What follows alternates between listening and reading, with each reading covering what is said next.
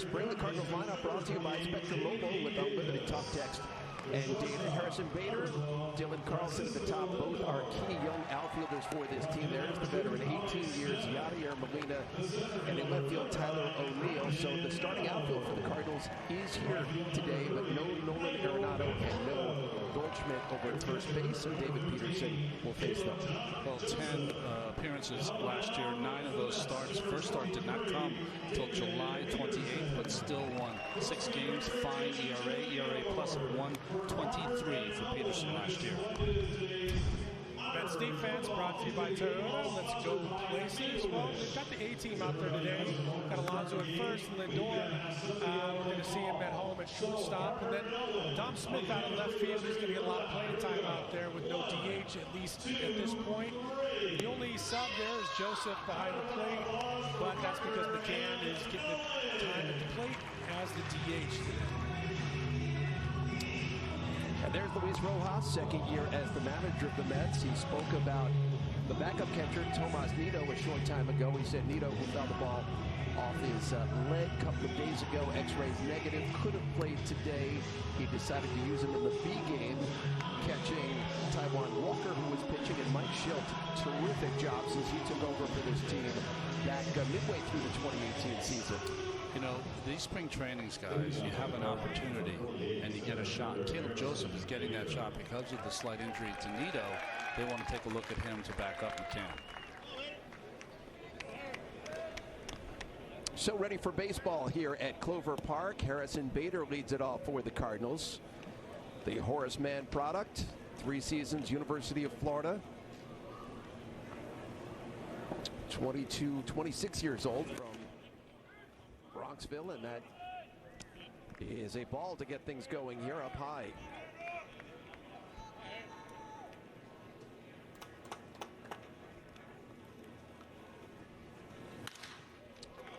Guillorme makes the dive, gets up, gets his man, and man right on cue. Luis Guillorme, exactly what we spoke about, guys, get our open. Guillorme gets a great jump all the time out in the field. He's always anticipating. You see his first step, gets there, dives, gets up, makes a strong throw. Look, that's why he's out there. That glove is gold, and if he gets an opportunity to play, you're gonna see a lot of those. David Peterson liked it. That brings up Dylan Carlson, the right fielder for the Cardinals.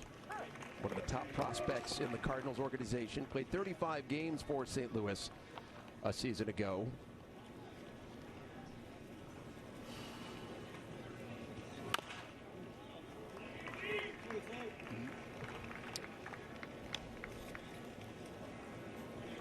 I will say, Todd, your ability to call the defense is so much better than the other guy that we have here. But the thing is that we'll let this pitch go first.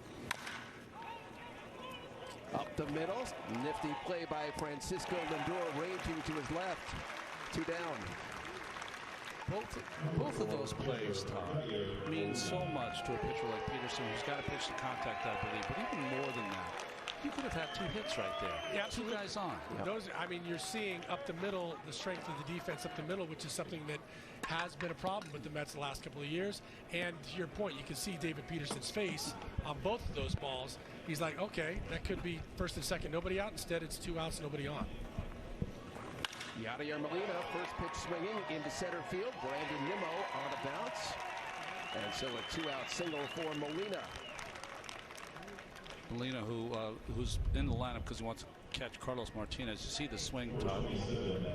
We've seen that swing for a lot of years. It's very balanced. He likes to go the other way like that, gets his arms extended. And, you know, he takes advantage of the fact that Peterson's trying to get ahead. He needs to throw more strikes. Trying to get ahead. Molina gets one. 25-year-old Tyler O'Neill won a Gold Glove a season ago for the Cardinals. Hit just a .173 though in 50 games. With an on-base percentage of .261, that needs to improve for him this season and for the Cardinals. Peterson took something off it.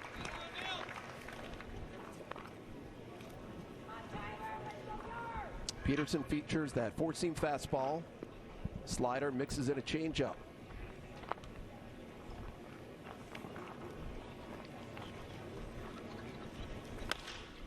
Hit hard out to left field. In front of Dominic Smith. Molina holds up at second. So first and second, 2 outs. Back-to-back singles for the Cardinals. That's a compact swing by O'Neill. Stays back on it. I like that number 2. That's the one I wore in St. Louis. But drops it in front of Dom over there. And look, Peterson needs to get that ball. He usually throws that slider strike to ball. That one just hung in the middle of the plate, and he did what he should have done with it. So Matt Carpenter with 2 on and 2 outs here in the first inning. Carpenter has really scuffled so far this spring, yet to get a hit. He's 0 for 15.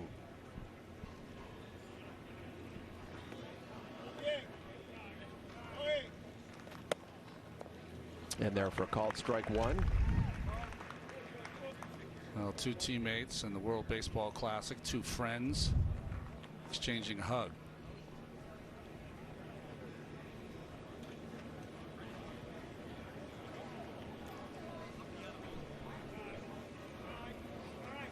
Carpenter, a 3-time All-Star. You know, Gary, this inning, Todd, is kind of a microcosm for Peterson. If the ball's on the ground, he's going to get a lot of outs. If the ball's in the air, that means he's up in the strike zone. He's going to give up a lot of hits. One of the things Peterson showed a penchant for doing a season ago in his rookie year was getting out of difficult situations. We'll see if he can do that here in the first inning. That one misses just outside. You know, one of the things we showed you last year when David was pitching is that he has a propensity to pitch around the strike zone. He doesn't always fill the strike zone with strikes. So a lot of hitters got themselves out. It'll be interesting if they do that this year after seeing him for 10 appearances, 9 starts. He was tough on left-handed hitters a season ago. They hit just a $161 off of 5 for 31 as that one's fouled away.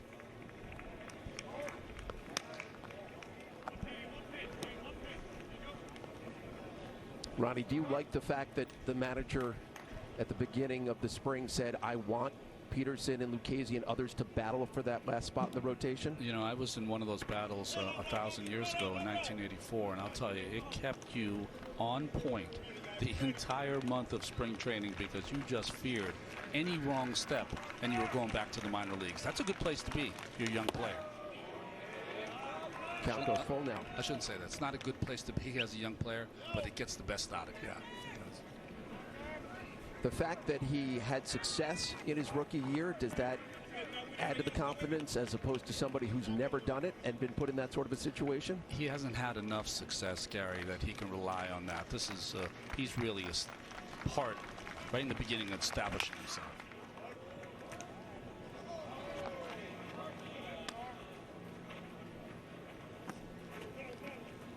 There's no one on the coaching side of the Mets, Rojas included, that is saying, boy, you know, he won 6 games for us. His ERA was 3.5. We got to, you know, pencil him in there. There's no one thinking that. Every single start, their eyes are wide open. Molina at second, O'Neill at first. They'll take off. Carpenter fouls off another one. So a good early battle here between David Peterson and Matt Carpenter. This will be the 8th pitch of the at-bat coming. Jose Rondon waits on deck. He'll would be next.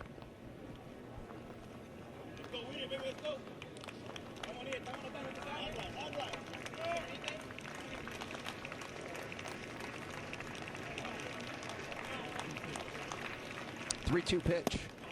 And Peterson misses outside, and so the bases are full of Cardinals. Good point, Ronnie. Yeah. We saw that a lot last year. Get himself into trouble, find a way out of it, but you can't live at the big league level doing that or expecting to be able to get out of it. Jacob deGrom is the best I've ever seen at being able to get himself out of jams, but the reality is he doesn't get himself in a lot of jams to have to get out of. Once a game. Jose Rondon, 3 for 10, hitting 300 this spring. First pitch swinging into left field. RBI. 1 run is in. In comes a second as Tyler O'Neill follows in Yadier Molina, and the Cardinals jump out to a very quick 2-0 lead. Well, there's a first pitch slider. He's trying to get it over to get ahead because, as we talked about, he's been pitching behind. He's up to the task. It's not that strike the ball slider that he likes to throw to get swings and misses. He's trying to get ahead there. And as soon as that ball's hit, you know, from second base, you're digging to home. Dom had no chance. I just love to watch the Cardinals. They just do a great job in these spring training games of those little things. That secondary lead, 4 or 5 steps, right on your toes, anticipating contact.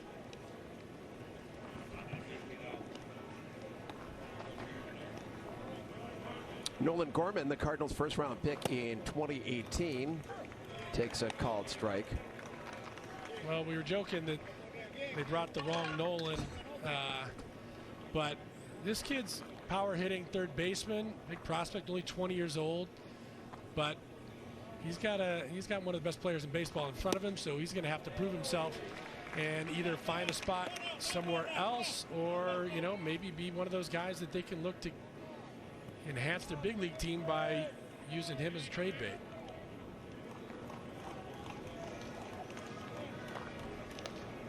Gorman considered the best high school power hitter in the 2018 draft. So as you say, Todd, a lot of high expectations for him in St. Louis.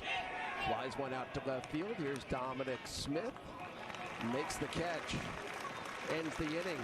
Could have been worse if not for the defense. Up the middle. The Cardinals get 2 and the Mets come to bat.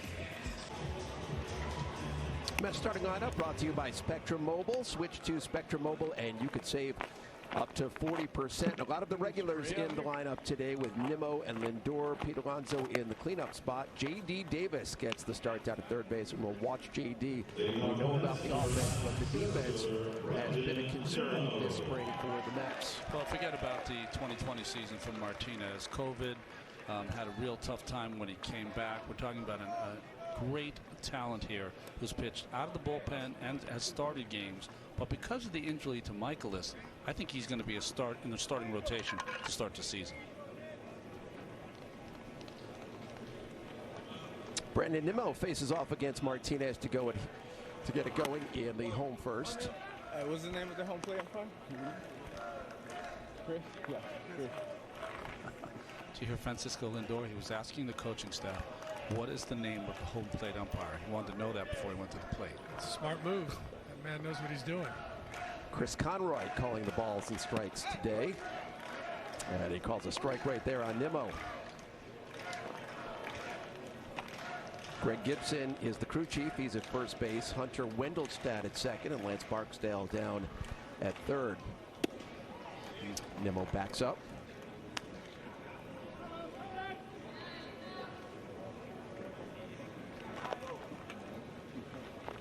Brandon Nimmo turns 28 years old later this month.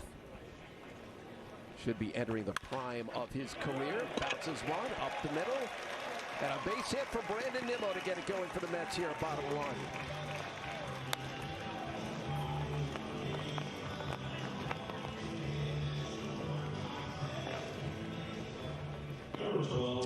And we get a chance to see Lindor here at home.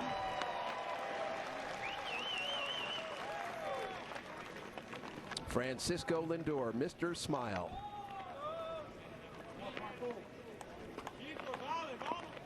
Oh for 3 last night, couple of strikeouts. He has not gotten that bat going yet so far this spring, hitting just a $125.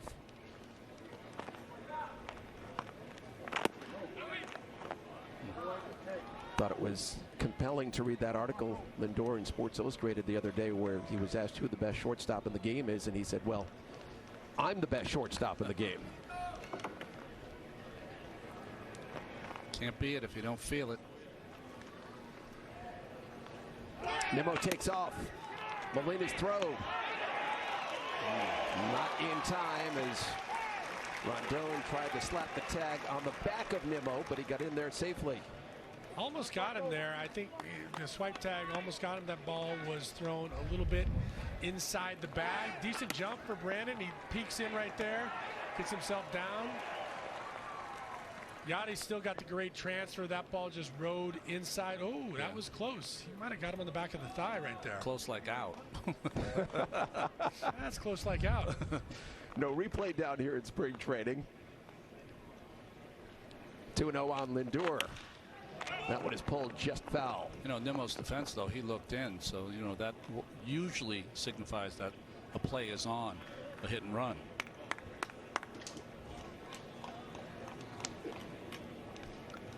What about that adjustment? New player in Lindor, even though he's a veteran with all the accolades. Is there that period of acclimation on routine plays like that?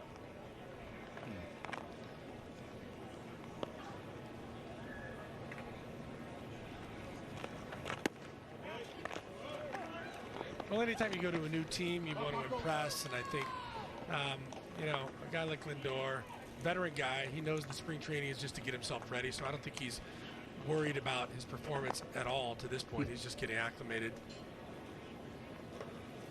Four-time All-Star, two-time Gold Glover, a couple of Silver Sluggers, Platinum Glove in 2016. Takes that one outside. 2-2, 3-2.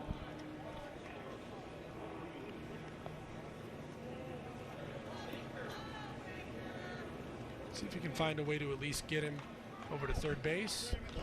RBI opportunity for Conforto. Might get a 3-2 change here from Martinez. It's one of his best pitches. Yep.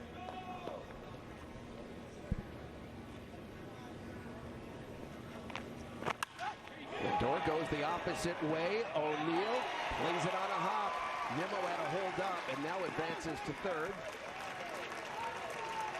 And so a single for Francisco Lindor to put runners at the corners with nobody out.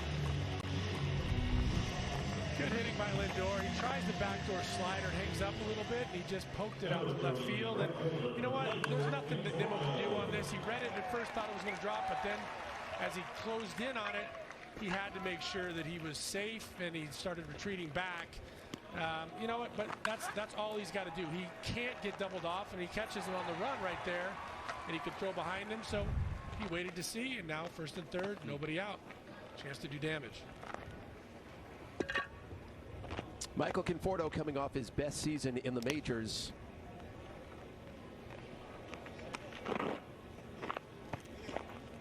Tied for 7th in the majors with 65 hits. The truncated season.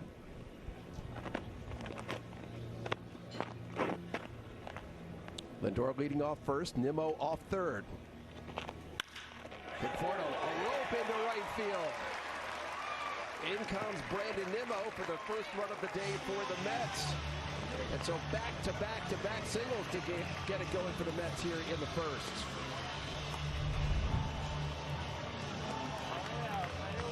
Fastball, Michael up to the task. Something that he did really well last year is got on top of that high pitch. It's something that I think was a big difference maker for him. He wasn't trying to always lift, and he even talked about it, that level swing brought him back to what he was used to doing. You see he stays on top, the barrel stays on top of that ball. That's an easy ball, especially with the swing plane emphasis nowadays, to hit in the air and not hit on a line like he just did.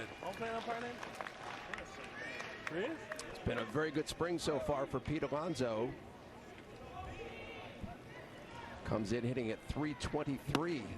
Backs out of the way of that one from Carlos Martinez. I think Pete's going to spend most of the summer doing exactly that. Every pitcher is throwing at least 1 or 2 balls off the plate into Pete to try to open up that outside plate, part of the plate. Alonso with 2 homers so far this spring. Skies one out of play down the right side. The Cardinal defense brought to you by Toyota. Let's go places. Well, you've got that young outfield out there, O'Neill, Bader, and Carlson. Those guys are being relied on as young guys to take over that spot. You got the 2 veterans, Carpenter at second, and obviously Yachty, future Hall of Famer, behind the plate.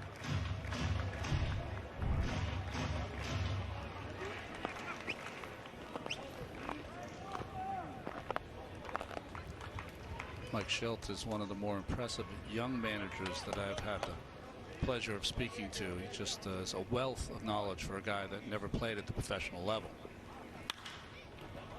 Alonso again, same spot. Once again, into the seats. I heard you guys speaking the other day, Ron, about Schilt and Brian Snitker in Atlanta and Luis Rojas, guys who have not had major league careers but yet can manage so effectively. Is that a changing of the times? How do you look at that? I don't think it's a changing of the times. In fact, the times are where you're hiring people who don't have a lot of experience, but there still is room in the game for these guys that have given their life to the game. 1-2 pitch. Martinez to Alonso. Pete bounces it down to third. Gorman steps on the bag, low throw, and dug out of there by Evan Mendoza over at first base. And so the Cardinals turn the double play. It's a nice pick at first base. He does the right thing, steps on the bag, gets his feet in the right order, but just throws it a little short, chokes it a little bit. Pete running hard as he always does, but nice pick over there by Mendoza. You see him out in front, going to get the ball to get that short hop instead of the in-betweener that could have been a lot of trouble.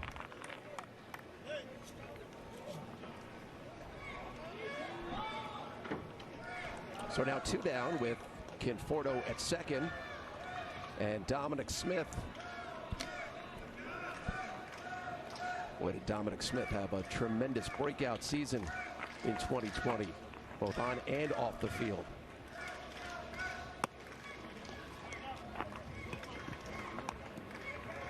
Tom was my favorite guy to watch last year because of how relaxed he seems at the plate. He just, you know, there was an old saying in St. Louis when Pedro Guerrero looked like he was sitting in a rocking chair when he hit, and that's the way I feel like with Dom. He's just never in a hurry. Luis Rojas was asked what's changed about Dom, and he said Dom has come to camp in just unbelievable shape. He said he's understanding how to be a big league player and what it takes to be out here on a regular basis.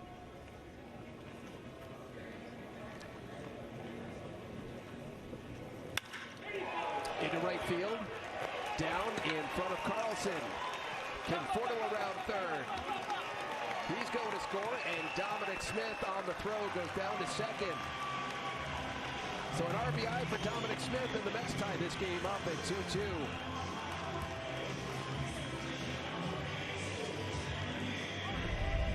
A smooth swing by Dom. Just gets himself set, throws his hands. He's got such great hands. Head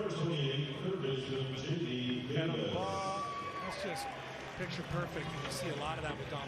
I love the way he extends and goes with one arm. It's something that keeps him in the zone longer. It's a bad throw right there. You got to hit the cutoff man to keep the runner at first base. Now you got another man in scoring position when fundamental, throw, hit the cutoff man, keep him at first base. He wasn't going to get Conforto at home. You know, when Dom Smith hits a ball like that to right field, it looks like the prettiest topspin backhand that you'll ever see from a tennis player. Yep. Maddox out there to talk to. I'd have to say his enigmatic right-handed pitcher. When I think of Carlos Martinez, I always think that he's had some great moments, some really good seasons, but I expect more. Twice an All-Star. But as you mentioned, Ronnie, COVID last year, he had a bad case of it. He's battled injuries. J.D. Davis. 1 for 3 last night.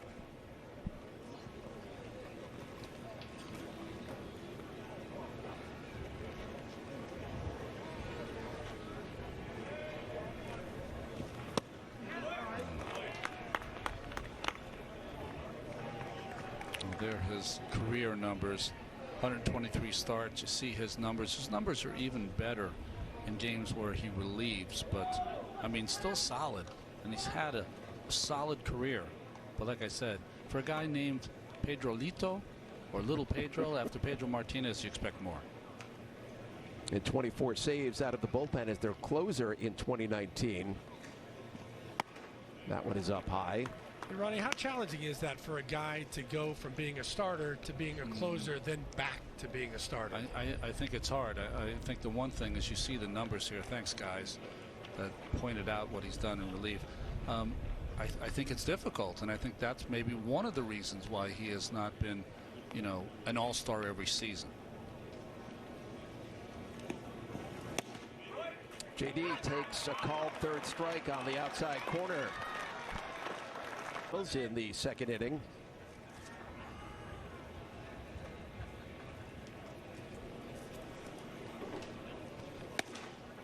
And David Peterson misses high and outside. Peterson 6'6", 240 pounds, 25 years old. First round pick of the Mets in 2017 out of the University of Oregon. It's just what you're talking about, Ronnie. Yeah. He's got to be a guy that pounds the strike zone. He's not going to be able to get away with it, as we saw last inning, getting behind guys and then having to come in.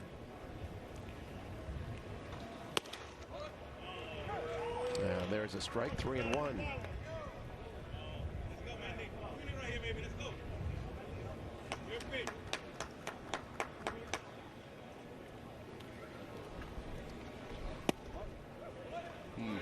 And Mendoza works out a walk.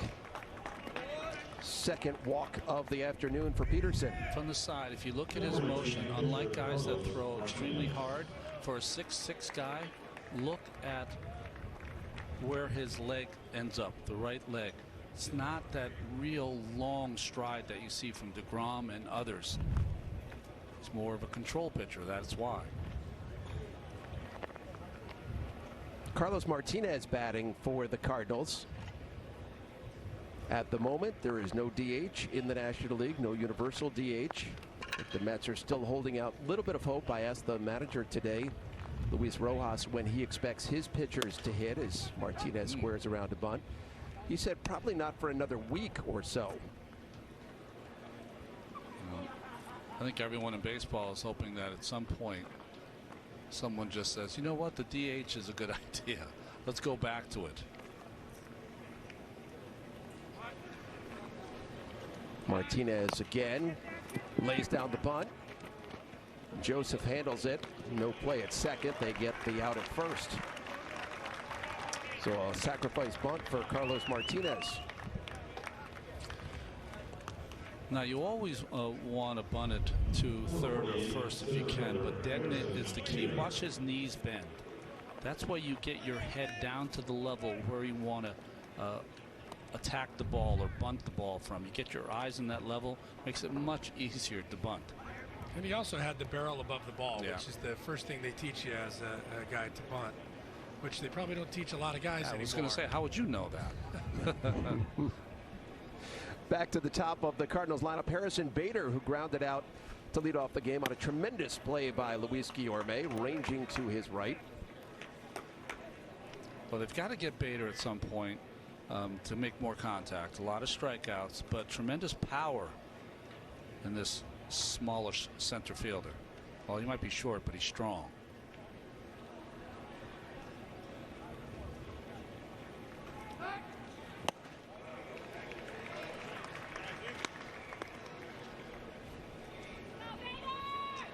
Well, that's interesting. Usually you'll see it just the opposite. First pass through the order, you'll see that average around 150 to 200, and then gets worse as it goes along. But Peterson's control would always get better as the game would go along. Here's the 1-1 pitch. And it's fouled back.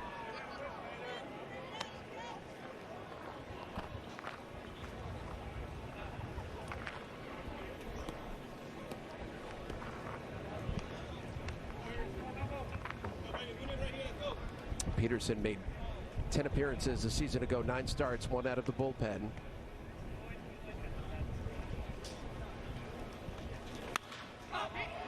Popped up along the right side. Alonso giving chase, but into the seats. Well, I was just saying that my family went to the beach today. This is really the first real beautiful hot day we've had from sun up to sundown. This is a great day to work if you're a pitcher.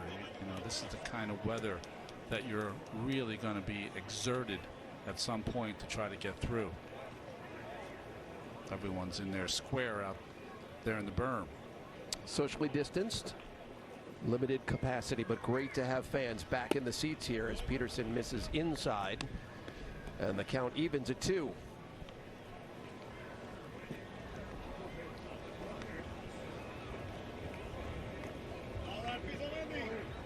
Not as windy today as it has been in past days here at Port St. Lucie.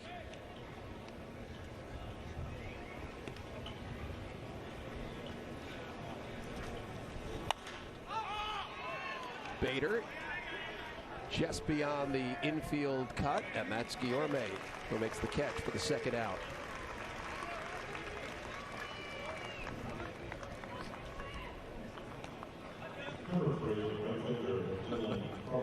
Towel over the helmet, try to stay cool. Ice cream, of course, out of the helmet. Does it taste any better than out of a helmet? It does. It's better out of the helmet, Ron. And of course, whenever the Cardinals are in town, you're going to see a lot of red.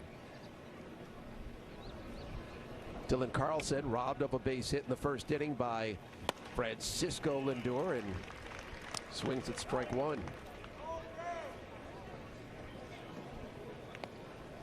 It's funny because it's 78 degrees or so, and the guys are acting like it's 95. They'll get a little of that in St. Louis in a couple of months.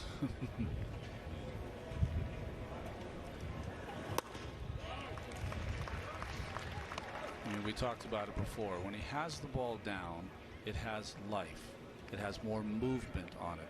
When the ball's up, it kind of sits there on a tee. So when he's there, he'll have great success.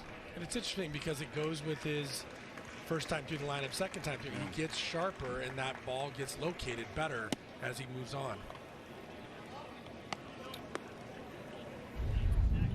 Watch the locations of Bader here and where he got him out. Ball is down. Didn't get it in as much, but the ball was down. That was the third slider he threw him in that at bat as well. So he had seen it, but he got him to chase that one a little bit out of the zone. That one in the dirt as Mendoza holds up down at second. I think it happens for a lot of young pitchers is when you start a game, you kind of, until you get to know yourself, you got a live arm, it feels good coming out of your hand, and it gets you out of what makes you great or what makes you your best. And the best version of Peterson is a guy who's sinking it, sliding it, and changing it up. 2-2 pitch.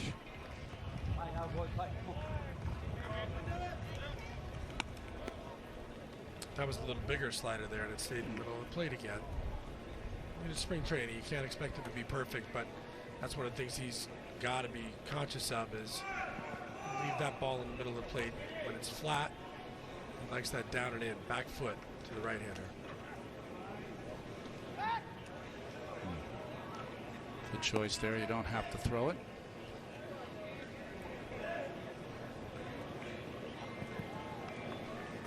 Defense playing Carlson straight away.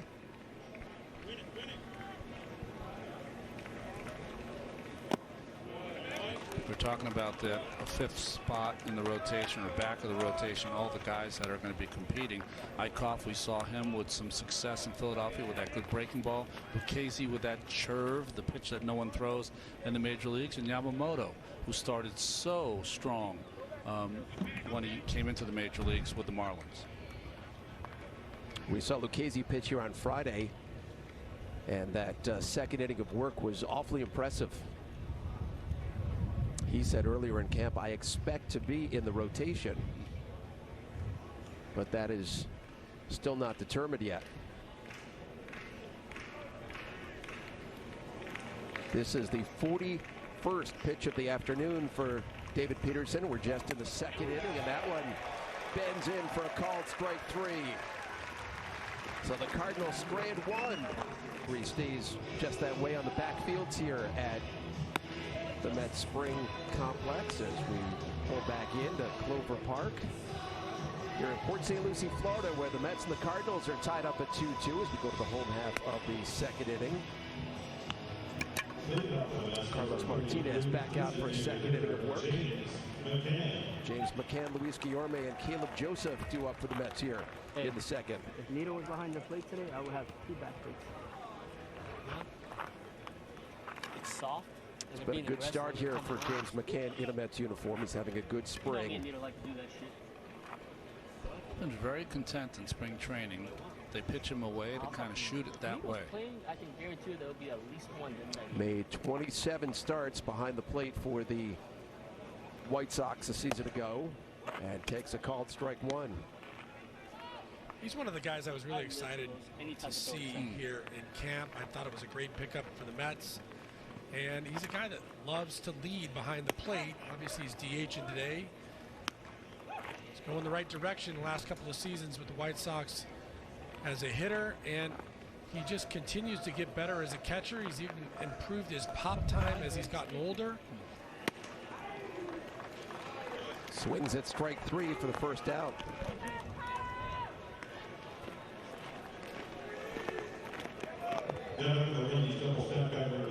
So not a great at bat for James McCann as Luis Guillorme steps in. 26 years old, the native of Caracas, Venezuela. Had great success off right-handed pitching a season ago. Hit .367 off righties. Second best in the National League.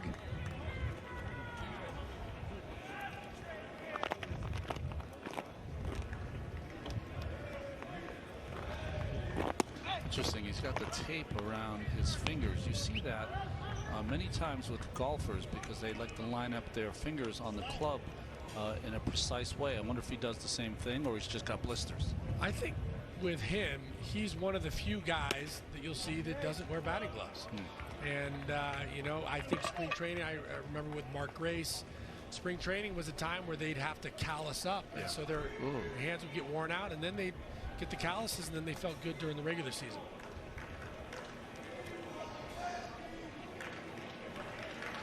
Here's the 3-0 pitch from Martinez, and Guillorme gets that back foot out of the way, and so it works out a one-out walk. Gary, he didn't work that walk. That just happened. That was a gift. Yeah. You know, he was so much better last year as a starter than he was coming off the bench, and I think it does, you know, beg the question of when you use him in a reserve role, if you bring him in late in games as Caleb Joseph steps in, you know, can he be as effective? We know defensively, yes, but from an offensive standpoint, he has proven to be a better player and a more effective player, and shown that he can hit when he gets significant playing time. You know, the year prior, though, in 19, he was better off the bench. Right. So, you know, what kind of player is Luis Guillorme? We're not sure yet. And even an additional piece to that is prior to 2019, they didn't expect anything from him off the bench as a hitter. They wanted him to come in and play solid defense. So he's actually improved as a hitter, which can have a double-edged sword because now they know that he's decent as a starting hitter, but he's obviously great defensively, so you got to use him correctly.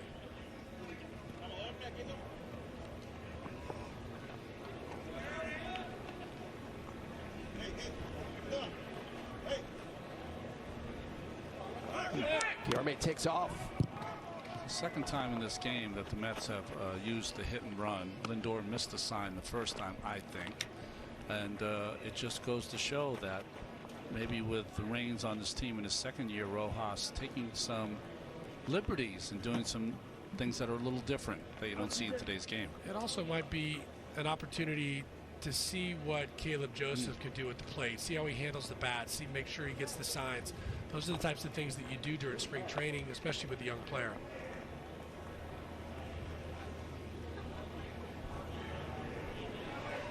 Here's the 1-2. You know, what frustrates me is all of these little things that teams work on, hit and running, pickoffs, all the little things, base running, they seem to dry up once the season happens. Why is that? I used to hate that, honestly, because we'd work on it, we'd do cutoff and relays until our tongues were dragging, bunt defenses, and then you never use it during the season, which begs the question, why do it in the first place? Yeah.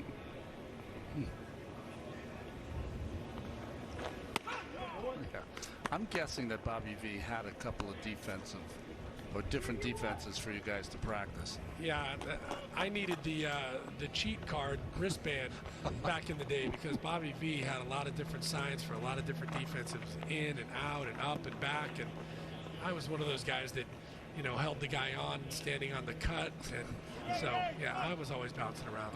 So that was Bobby V and his knowledge of the game, but analytics were not really a big part of that, right, Todd? When those things were going on, or not as prevalent, certainly. I don't think it was supported by actual numbers like it is today, but Bobby V is a very analytical guy, and I think he had a good sense for what was going to be the best for his team. Guilherme takes off again. Molina's throw is in time as Guilherme's slide was well in front of the bag. And so strike him out, throw him out, doubleheader.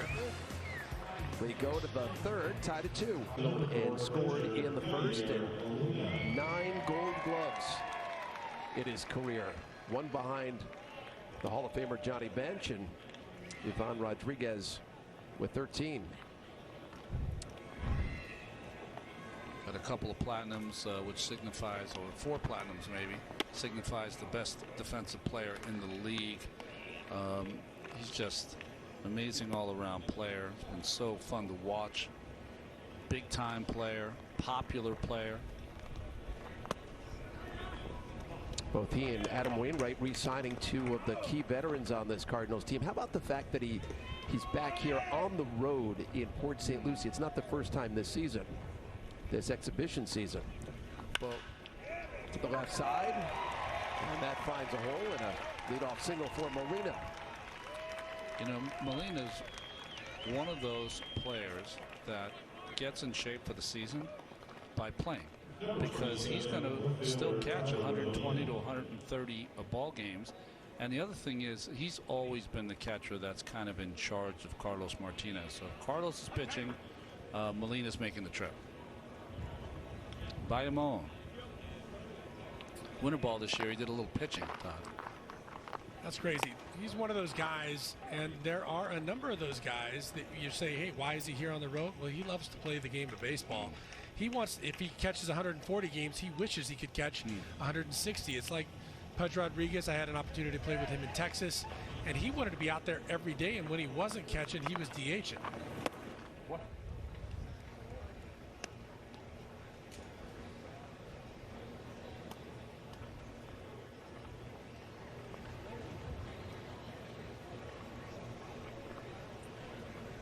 Tyler O'Neill singled in the first inning and scored. Up the middle. Back-to-back singles for the Cardinals to open things up here in the third. O'Neill's been impressive this spring. That's 2 more hits. He's already hitting 390-ish coming into this game, and you see that compact swing.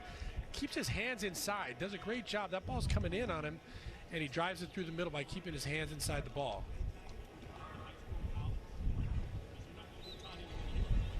He's a big, strong kid, isn't he? He is, with a short, quick swing and some pop to go with it.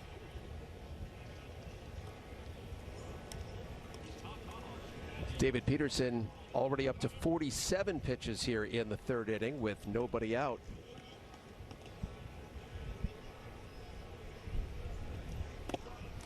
Well, you mentioned Wainwright and Molina. They're on a path now that who's going to quit first, because they've got to be together, stitched in time. 274 career starts at Battery Made, 6th all time. Lolich and Freehand for the Tigers. Matt Carpenter with 2 on and nobody out. Slices 1 foul. So Carpenter is a guy who has moved around the infield. He's changed his batting approach over the years. Was a guy who tried to get some lift, and that uppercut swing went back to what he thought worked best for him. But where he fits in for the Cardinals this season, that's one of the big questions, with Tommy Edman potentially being the opening day starter at second base. So will Carpenter be a utility guy for the Cardinals, as that one misses? It's 1-2. Well, Carpenter's a guy that if he's hitting like we know Carpenter can hit, you've got to have him in that lineup. It doesn't matter where he's at, but hitting the way he's hit the last year and a half or so has made it difficult to get him in the lineup. Molina off second, Tyler O'Neill off first, and that one misses outside, and the count evens. hate to say that he surprised people, but a couple of years ago when he really got the power stroke going, pitchers were still coming at him as if he was a guy that was going to slap the ball to left field and be a singles doubles guy. And as he progressed into a guy that could threaten with the home run, then pitchers started adjusting, and he has had to adjust back to that more line drive swing as they've pitched and adjusted to him. You know, we never talk about this. We only talk about success stories of guys that get a better launch angle, start hitting the ball in the air.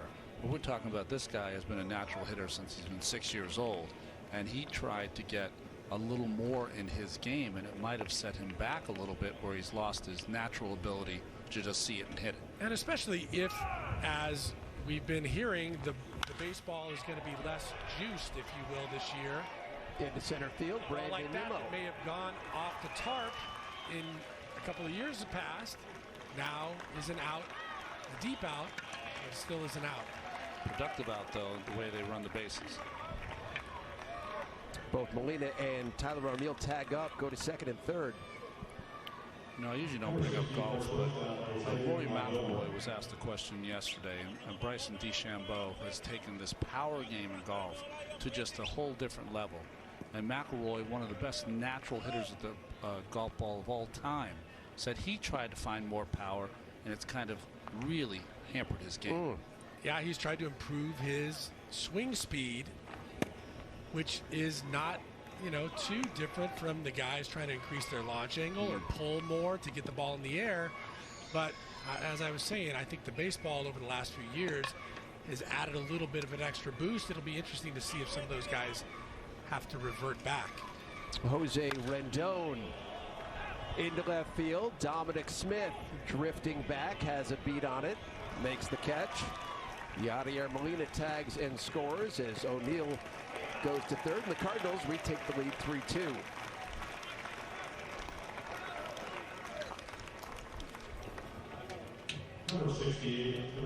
I saw that interview with Rory. I thought it was really interesting. And that, you know what, the fact is that guys can come in the league sometimes. You're like, wait, where's he getting that power from? How is he generating that kind of exit velocity on his bat? And you try to do things, and it takes you away from, as you said, what you might have done since you were 6 years old. Nolan Gorman flied out to left field in the first inning. Did you guys see DeChambeau at Bay Hill on the par 5 over the water? That was insanity. That's you, Gary Apple, when you're down there in the Bears Club, isn't it? Let me tell you, Todd and I played down there with my brother the other day, and your partner in the booth with you next door, he crushes the ball. Wow. And I know you do too, Ronnie. There's a hand-eye thing there. Crushing it and scoring are two separate things, though. Here it No, you played well.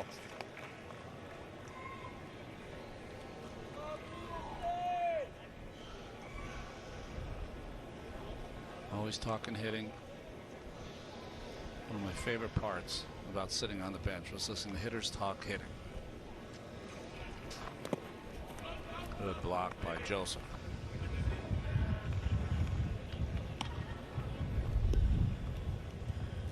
You see, he starts down anyway. He's already got a low profile, so it's easy for him just to flip the glove over and get to his knees as opposed to guys that are up a little bit higher.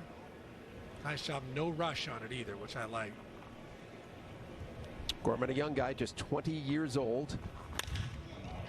Smacks one into center field. Brandon Nimmo backs up, makes the catch. Cardinals. Well, the sights of spring training: Michael Conforto, J.D. Davis, Juki Cogs, Pete Alonso. Big smile, hoping for a big season in 2021. And there's the best pitcher in baseball. Taking it up another notch here in spring training. He's making a mockery of the game so far. Sharing some popcorn. Ice.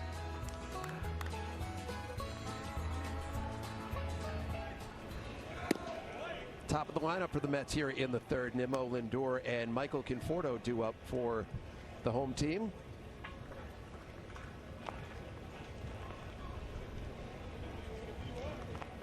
Nimmo singled up the middle to lead it off for the Mets in the first, off the hands down to first base, and Mendoza handles it, 1 down.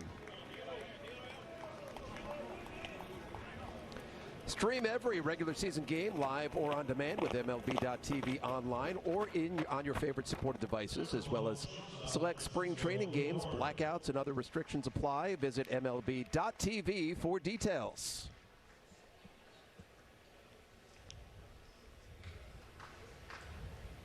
Francisco Lindor.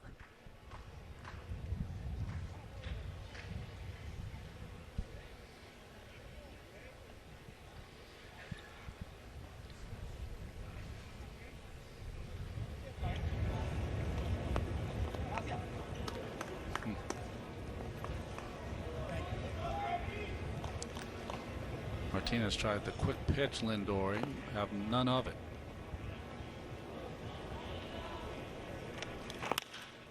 Hit well to right field. Will it stay fair? And it drifts. Foul.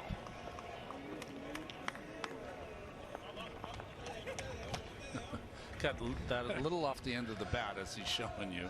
And if you ever wonder if a ball is going to stay fair or foul, just keep your eye on the hitter. He never moved out of that box.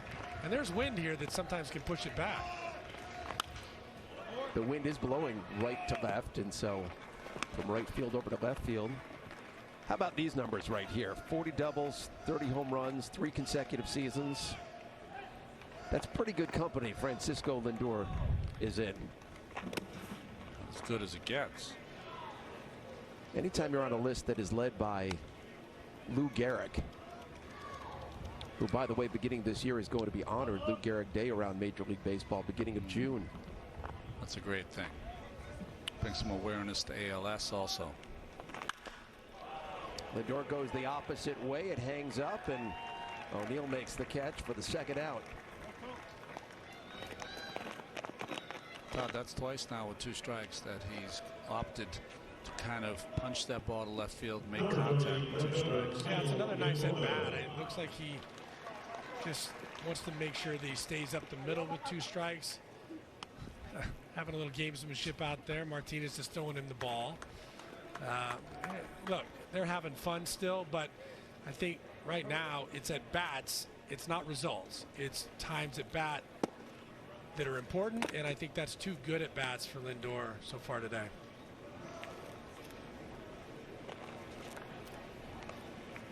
It's going to be exciting to watch this season as Michael Conforto fouls one down the right side.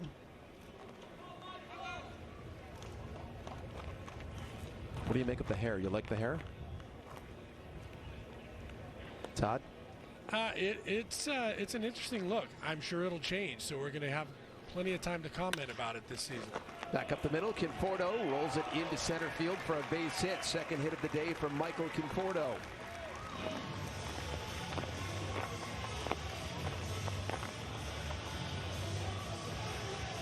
I guess back to the hair, Gary.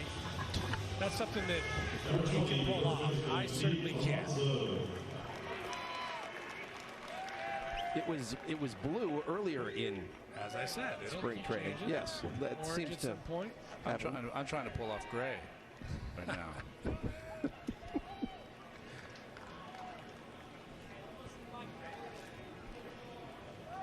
Pete Alonso with 2 home runs so far this spring and 7 runs knocked in.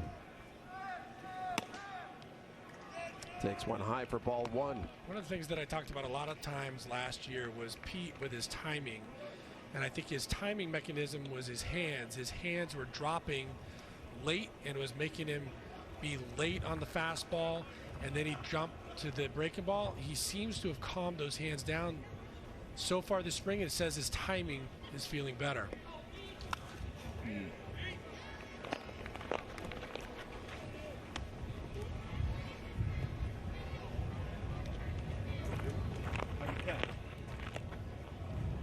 Alonso hit 10 home runs over the course of his final 22 games in 2020. Seemed to figure things out late in the season. He's carried it over here to spring training 2021. Really trying to focus in and not chase. That's it well. Out to center field. Back goes Harrison Bader, and I think the wind has got it at the edge of the warning track. And he makes the catch, but Alonso gave it a pretty good ride. We go to the fourth inning, 3-2 Cards. Port St. Lucie, Florida on a picture-perfect day for baseball as we go to the fourth inning. David Peterson still out there for the Mets, takes something off it and gets Evan Mendoza to swing at strike one. Well, I think that might have been a curveball from David Peterson that we heard Jeremy Hefner say it was going to be something he adds to his repertoire this year. Hit off the end of the bat to shortstop, Lindor. Makes it look easy, low throw. Alonso goes down to get it, one down. Ronnie, how do you like a guy like Peterson adding a pitch when he's had some success already? What do you think about adding a pitch at this point? Well, I do like it because we're talking about, you know, the majority of the time he doesn't want to throw his changeup first pitch, right? So that gives him just another option, especially if he gets through the lineups for the third time. It gives him a curveball pitch that he's usually going to use, Todd, only maybe to get a strike. Martinez, a high chopper. JD ranging to his left, and Davis with a strong throw for the second out. Tell you what, JD made that play look pretty easy. That was not an easy play because it was chopped high enough. There's sun up there. You can see him wincing a little bit, and then he still recovers the sidearm throw and throws a perfect strike to Pete. That's not as easy as he made that look. Helps the pitcher hit it, so you know he's not going to be digging as much, although Martinez ran pretty hard down to first. And by the way, that's one of the things that JD, I think, has learned over the last couple of years is to know that he can slow it down at times and doesn't have to rush, because you remember when he first was making a lot of mistakes, it was just because he was jumping to his feet and firing right away instead of knowing the situation in the game. Harrison Bader with 2 outs here in the fourth. A lot of attention on J.D. Davis this spring, and he's talked about trying to play angles better at third base, working with analytics. He's got Lindor, who has helped him so far. Mets are hoping he can provide not just solid offense, but they need him to be a solid defender down there.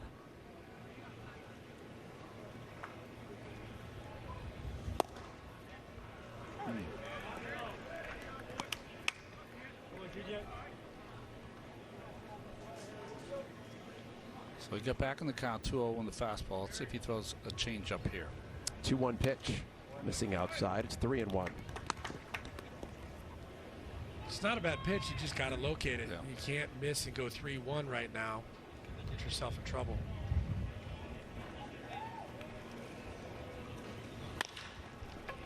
Down to third. Davis takes his time. He does have a very strong arm, and so 3 up and 3 down, all 3 on the ground.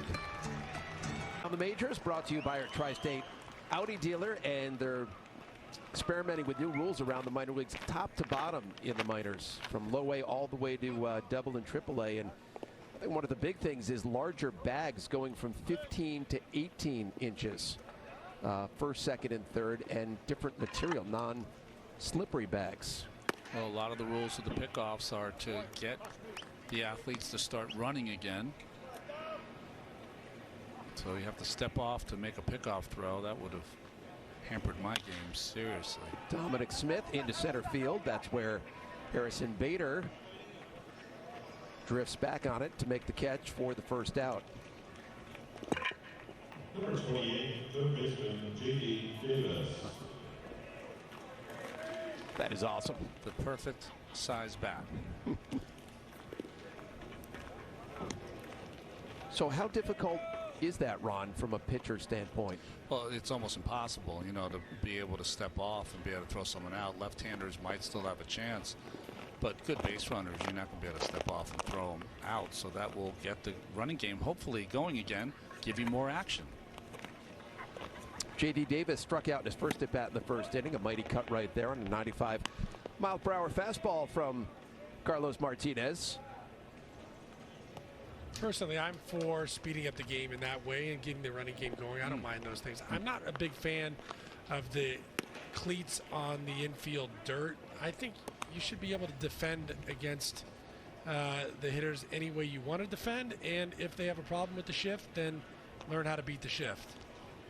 Aaron Loup warming up in the Mets bullpen. He'll be next on the mound for the Amazons. JD into left field. That's where Tyler O'Neill is, shading his eyes from the sun. 2 down. You know what's interesting, Todd, when you talk about the shift, is that I think when we first started watching the games and saw how prevalent the shift was, we thought exactly that. Of course they're going to react and they're going to counter it by hitting the ball where the fielders aren't. But we're discovering they're not. They're not being taught as young players to do that either. It's still up and over the shift is how they're trying to beat it. And it's because they think that the analytics are telling them that that's the only way to be able to beat the shift, and it's good for them in a long-term financial sense. But look, it's different when you're looking at the long term over the course of a season, and you might produce more outs or drive in more runs on the 2 sides of the shift. But when you want to just get 1 run, some of that goes out the door as far as I'm concerned. Well, what Gary Apple was talking about, the Sports Illustrated article with Lindor, as he was saying that the problem with the shift is I'm getting balls right at me. That's great. I make the play. You're taking away my athleticism. Can you imagine if Ozzie Smith was in a shift and you just watched Ozzie Smith take ground balls straight at him all day? You wouldn't have gotten to enjoy the greatness of the wisdom. It's a great point. It's something that I haven't heard anybody really suggest. Now, if you're a bad fielder, shifts are great. You know what I mean? Put me out there about 110 feet and the ball on the 27th hop, I'll field and throw the guy out at first base. Bob Klapisch, the fine writer, put a piece out talking about why tinker so much with the game. As McCann off the end of the bat. O'Neill makes the catch. 3 up and 3 down. Nice work by Carlos Martinez as we perch since 1922. Just finished their 129th season last year, and you can see Mike Shell talking to Carlos Martinez, happy with his outing today. Has to be happy. 4 innings, 5 hits, 2 runs. Struck out 3 and he walked 1 through 56 pitches. And Aaron Loup is the new pitcher for the New York Mets here as we go to the 5th inning. Anything on hits, Jordan, that we need to know?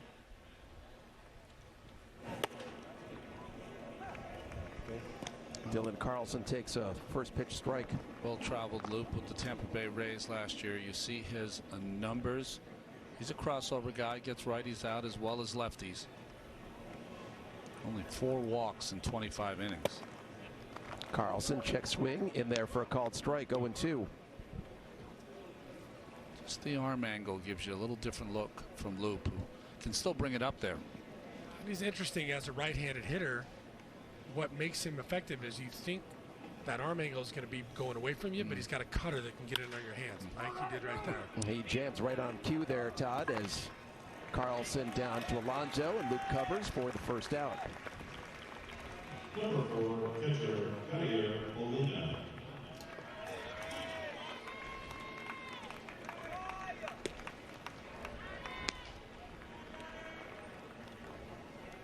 Brings up Yadier Molina, who's 2 for 2 on the day. 2 singles that he scored twice.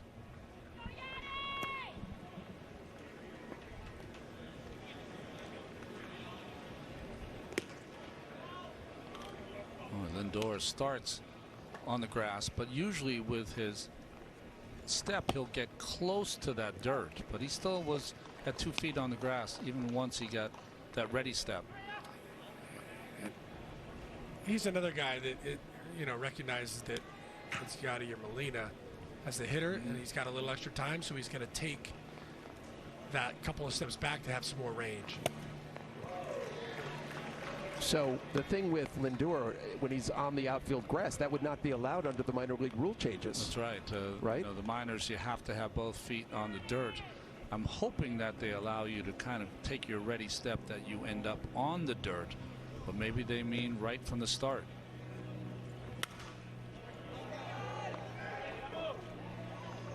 I mean, you would hope there would be some level of interpretation.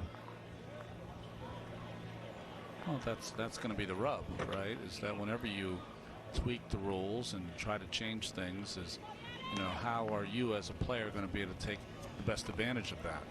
So I want to go back to what I said before break, that, you know, Bob Klapisch wrote in his piece today that, you know, the game is in a really good place right now, and we're tinkering down in the minor leagues with all these different potential rules. Is that a good idea? Is that the right place to do it? How do you look at that?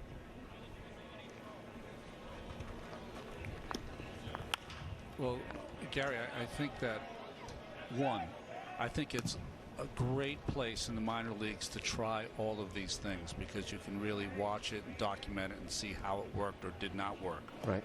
Second, I disagree. I don't think the game is in a great place. I don't think it's in a great place at all. I think it has amazing stars. I think it has some of the best stars that ever played, and the quantity of stars. But the game at times is unwatchable. I mean, you have times in a game where the ball will not be put in play for 20 minutes. No, I understand that they're, you know, these games can drag on, they can be slow, everybody's trying for the home run, there's too many strikeouts. I get all those things. But aren't there, as you mentioned right there, Ron, I mean, there are big stars, good young stars in the game today. When you look at Soto in Washington and Tatis, who, by the way, scored on a sacrifice fly from second base yesterday, as that one's popped into foul ground, and Davis fighting the wind goes into the seats. No, we do, but the game, the reason that you're trying to make these tweaks is that you're trying to get the running game, so that's right. Action. You're trying to get the infielders in on the dirt. That takes away some of the shift and some of the analytics, allows more hits. Those are the things that they're trying to do. The larger base is going to give base stealers, you know, 3 inches doesn't seem like a lot when it's a bang-bang play. It's a lot to have a bigger base. So I think all of those things, and they're just experimental. What's wrong with experimenting to get to a place where a game is more exciting with more action? Molina to Lindor. 2 down. And to that point, Ronnie, I agree that I think the game has gotten to a point where it can be challenging to watch, and you know what you're going to expect. You're going to expect 15 strikeouts aside with a couple of home runs and not a lot of get a guy over, get a guy in. Defense has become a little bit boring to watch because of the shift. So I guess these are attempts. I still do think you should be able to defend the way you want to defend. The other ones to speed up the game a little bit, I think those are at least a positive move in the right direction to kind of keep the pace going. It's been a good afternoon for Tyler O'Neill, a couple of singles. He scored the second run of the game for the Cardinals in the first inning. Hooks one into left field. Dominic Smith won't get there. Goes into the corner. Rolls around out there, and it's a stand-up double for Tyler O'Neill. It's his third hit of the day.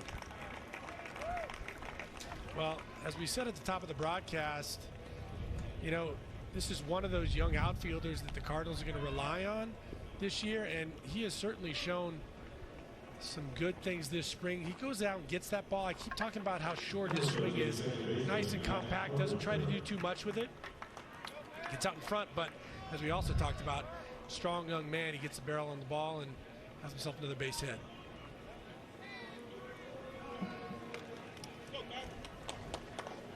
So Matt Carpenter still looking for his first hit of the spring. He's got a runner in scoring position. And Luke pours in a strike. Remember, the Cardinals traded Dexter Fowler this offseason, traded him to the Angels, which opened up that outfield for these 3 youngsters to make their mark. Other than the Mets, probably the Cardinals wish there was a DH so they'd have a position for Carpenter. That's well hit into right field. Back goes Michael Conforto, and he plays it off the base of the wall. One run comes in. Tyler O'Neill scores, and Carpenter into second. So back-to-back doubles for the Cardinals here in the 5th, and they extend their lead to 4-2. Well, you knew it was a matter of time before Carpenter gets that first hit. In his last at bat, he drove one deep to center field, stays on that ball well. And as we talked about, he's improved that power over the last couple of years. That one off the base of the wall. Good job on the left-handed there. Nothing more uplifting for an offense than a 2-out run or deflating for a defense. Back-to-back doubles with nobody on and 2 outs. Jose Rondon swings at strike one.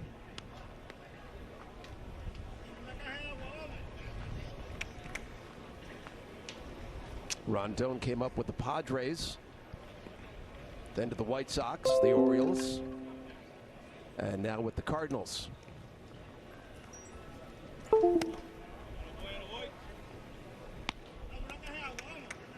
Jordan Hicks will be next for the Cardinals. He's an amazing story, the hardest thrower in all of baseball, coming back from Tommy John surgery.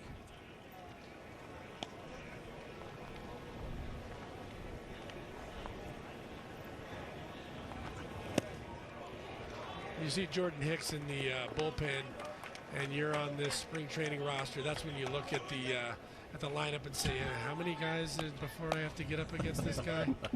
This is not what you want to see. I can tell you that in March. There's the lineup card. Yeah. It'll start getting scribbled on here in a second. 1 ball and 2 strikes on Rondon. And Loop with a third strike on the outside corner. And so back-to-back doubles extends the card.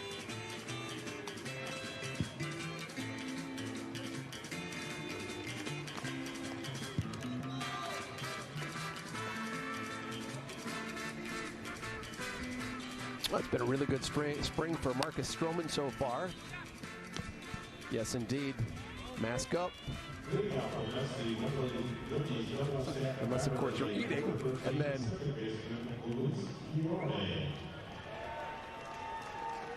a beautiful day,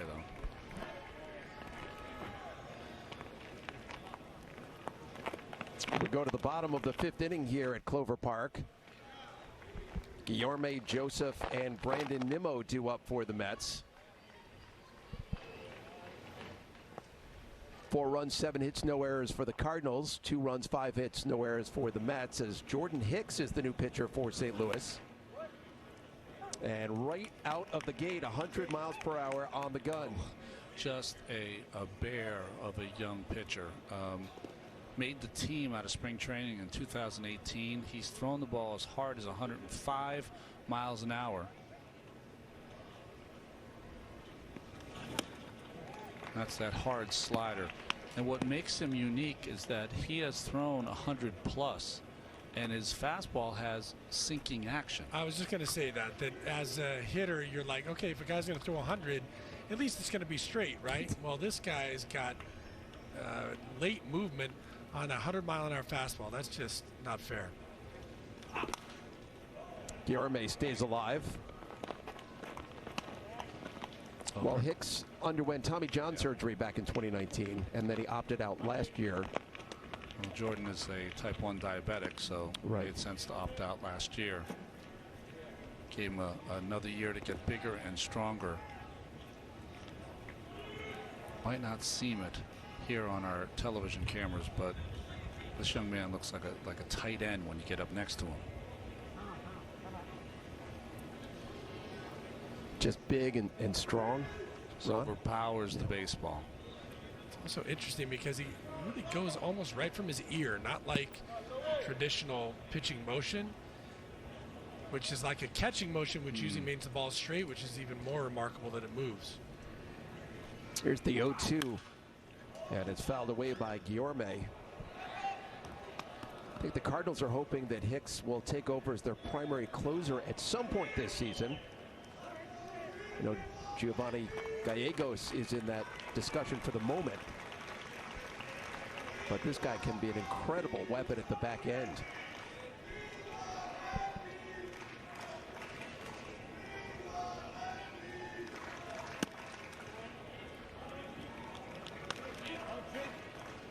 So he's been working on the backfields for the Cardinals, but this is his first game action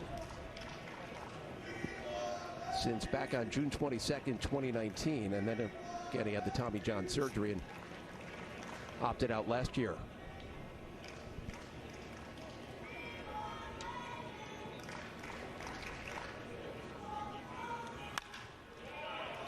Now, I said before that when he first came up, he was throwing 100 plus with a two-seamer with sinking action.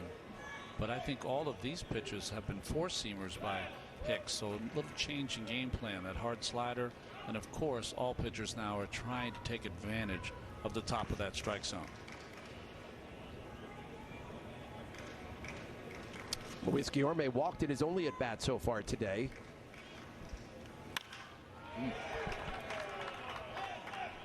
Nice at bat. I mean, he's seen a couple of sliders that he's fought off and then has to protect against that 100-mile-an-hour fastball. And up in the zone, not easy to catch up with. This will be the 8th pitch of the at bat from Hicks to Guillorme.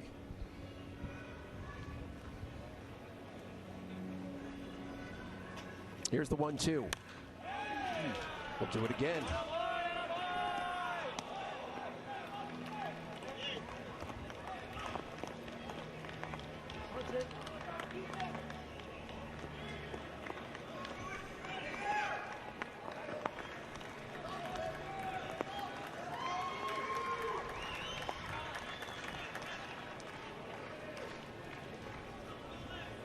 Hicks, by the way, just 24 years old.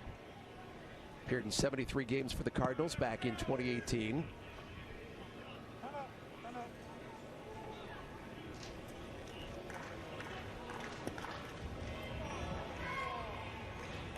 It's a Cardinal team that finished second in the American League Central a season ago. National League Central, I should say. Lost that wild card series 2-1 to the Padres. And that one is foul. Well, it's going to be interesting to watch the Central this year. If you look at these teams, I don't think the Cubs have gotten better. The Cardinals got better because of Arenado. The Reds are not better than they were last season. Pirates are going to have a disastrous year. The Brewers are a team that are going to be good. I think so too, because they've had some disappointing years last year in the shortened season, and I think those guys are going to be back ready to go. Here's pitch number 10 now. And Guillorme stays alive, battling.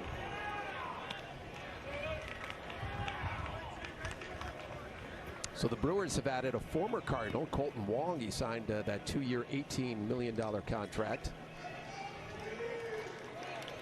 Jackie Bradley Jr. signing was interesting, or didn't make a lot of sense to me because of their outfield configuration, but that's why you don't want to take these at bats. 99 miles per hour from Hicks as Guillorme leans out of the way. Guillorme looks comfortable in the box. He's just gearing up on everything hard. And Hicks hasn't thrown him yet that put-away slider, that down and in that breaks off the plate. He's left him in the plate, and the fastball obviously for strikes.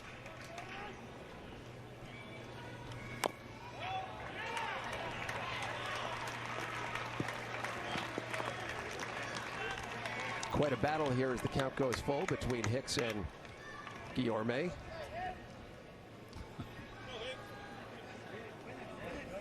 Hicks wanted to make sure that they realized that was a foul ball and not a ball. The board says 3-2, but he's like, yeah, I think it's only 2-2.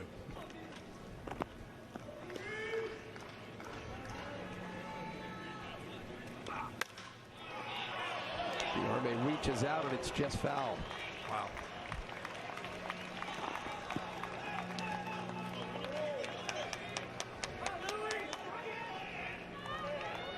Sometimes as a pitcher, Ronnie, you might want to just like throw an ephus in there, right? Just like, hey, here it is. Let's play softball. Hit it to one of my guys out there. And I think it just shows the toughness in a mid-March game against a guy that throws 100, and Guillorme is sticking his nose in there. You got to appreciate the effort.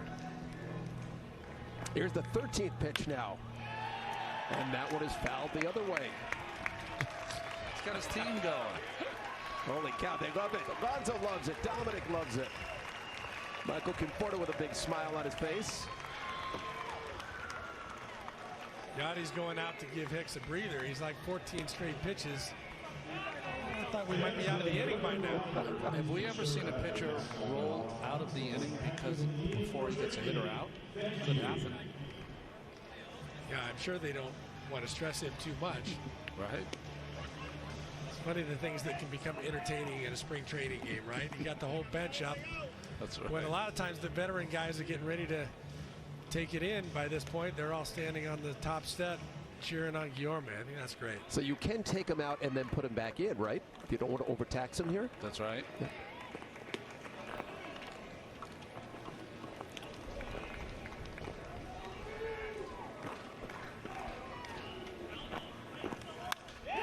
My goodness gracious. Luis Guillorme putting up quite an at-bat here against Jordan Hicks in the 5th inning. I will say this is fun for the bench. It's fun for Guillorme because he's battling. Not fun for Hicks. No, that's what I'm saying. As a pitcher, you must at one point just be like, all right, come on. You can get a hit already. Just give me a new guy. And here is the 16th pitch now from Hicks. And that one is poked foul into the Mets bullpen. Holy cow. The crowd getting into it. The Mets bench getting into it. I started a game against the Brewers. Pat Listash, the rookie of the year, led off the game. And I think it was this kind of at bat, 15 or 17 pitches, the first hitter of the game. One more time. And that one is, oh my goodness, fouled off. Molina couldn't hang on to it. I would put this into the epic battle category. The Mets bench actually seems like they may be more excited about a foul ball than anything else that would result. Because of this at bat, this might be the only hitter Hicks sees. Had a lefty warming up. And again, Guillorme stays alive. Look at Pete on the top step there. Now, think about the new rule. If he came in and had to face 3 hitters and has an at-bat like this, and they have to stay with him for 3 hitters. Top step of the dugout. Everybody excited to see what's going to happen on pitch 19, and that one is bounced foul. This is hilarious. And as you said, the only one that doesn't think it's very funny is that guy on the mound. I mean, you could roll over this pitcher for a team, the Cardinals, who had trouble the first week of spring training getting their starters through the first inning. Dominic and Pete trying to get the read going. Here we go, pitch 20 of the at-bat. And that one misses inside, and the count goes full now. Dom didn't know what the count was. 101 miles an hour right there, too, for Hicks, the hardest. Look at that in the at-bat. reaction from Dominic. I thought it was 3-2. Well, that was that foul at the plate that Todd pointed out. One more time.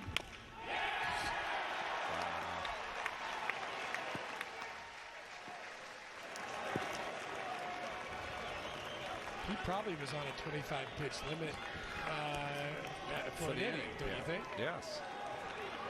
This is his only hitter. Lefty's coming in. This is the 22nd pitch of the at-bat from Hicks to Guillorme. And Guillorme works out a walk. My goodness gracious. Walk of the year on the 14th of March. And there comes the manager, Mike Schultz, out of the dugout, and they're going to switch pitchers. He faced one pitcher as Garrett Williams is on his way in. He'll be the one hitter. Garrett Williams will be the new pitcher for the Cardinals.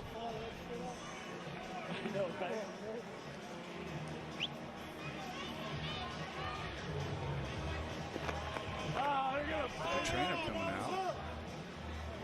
The umpires were looking as if they were not going to allow the pitching change, but now with the trainer saying, hey, it may be a matter of health. Yeah. So, you know what happened there is that the umpires are saying, listen, he hasn't had enough pitches to be rolled over. Yeah. So bring the trainer out, have him talk to him, and we'll allow you to do it.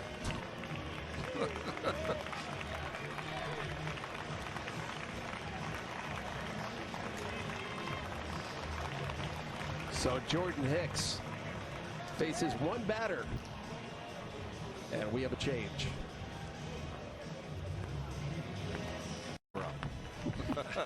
Well, we were talking about the fact that we've seen a lot of spring training games. We've been to a lot of spring trainings, Ronnie. Right. This is one of the more exciting things I've ever witnessed in a spring training game, bar none. I was like, I wasn't expected to cheer this much on the 14th of March. Guillorme, remember when he snagged that bat that was thrown into the dugout? So he always has these moments in spring training. At least that one you could replay in like 3 seconds. This one, Yeah. a little harder to get the replay to get the full effect. See Garrett Williams in, the lefty, coming in after that epic at bat between Hicks and Guillorme. Williams' first batter he'll face will be Caleb Joseph, the catcher.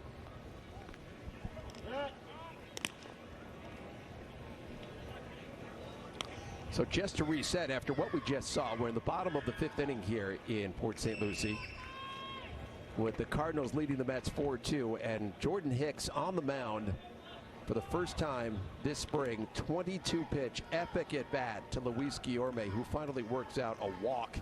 And Garrett Williams comes in and he promptly hits Joseph in the leg.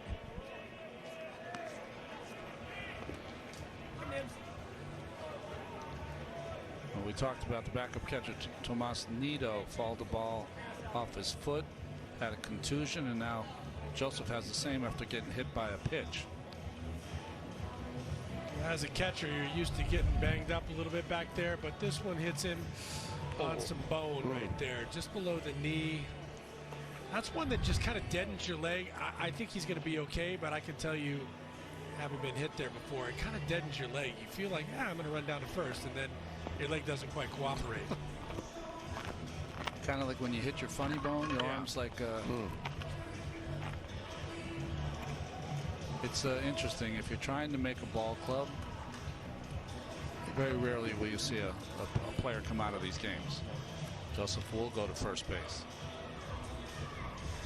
No, maybe not. So he's insignificant. We see him limping off here. So Caleb Joseph's afternoon comes to an end. Ouch. That did not sound good, and he moving his leg around a little bit, making sure there's not some kind of damage. So Patrick Mazeika will run for Joseph and take over the catching duties. So 22 pitches to the first hitter, 1 pitch hit by pitch on the second hitter. Top of the lineup now for the Mets, Brandon Nimmo, 1 for 2 on the day.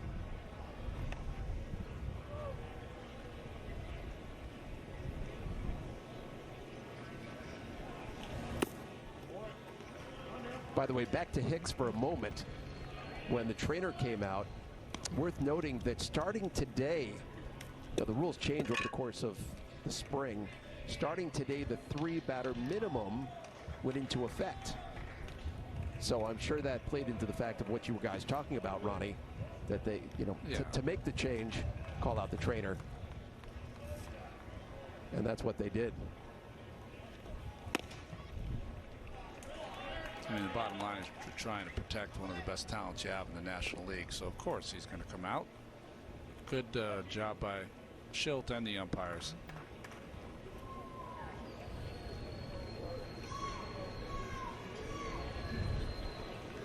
Mets have Guillorme down at second and Mazeika, the pinch runner, on at first.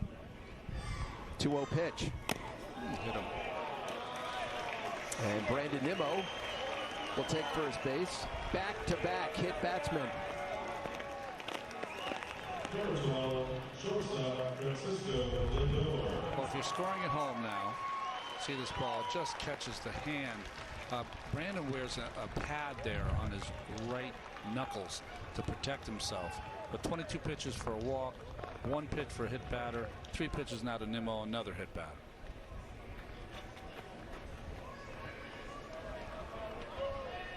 It's interesting that we were noting when Hicks took the mound that you're going to pay attention to that lineup card because you don't want to face a guy throwing 100 miles an hour. You get a 22 pitch at bat, he's out of the game, and the next two guys get hit by a pitch from a left-hander that you don't expect to be that kind of wild or to be that dangerous at home plate. By the way, don't forget, Brandon Nimmo set a Mets franchise record and led the league in hit by pitches in a single season with 22 back in 2018.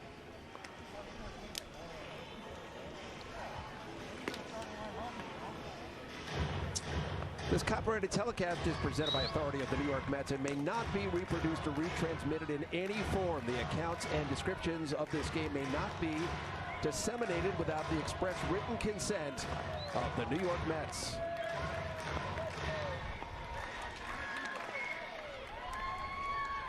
So now that Mike Maddox has finished his conversation at the mound, Francisco Lindor has a chance to do some major damage here for the Mets with the bases loaded, and Williams misses outside 1-0.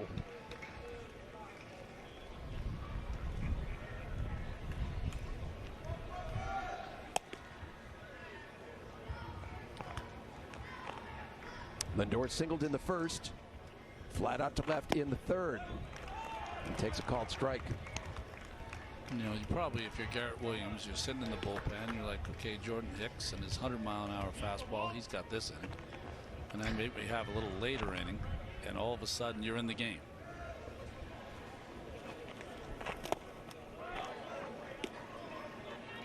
Which I think is exactly probably what Maddox went out to talk to him about. Hey, I know you weren't expecting to be here. Let's find a way to work out of it. Have a productive inning. Results don't really matter right now. Just get it back on track. Yadier Molina did a good job blocking that ball. And again, inside, and Lindor gets out of the way. Molina's been more of a hockey goalie here with Williams on the mound than he has been a catcher.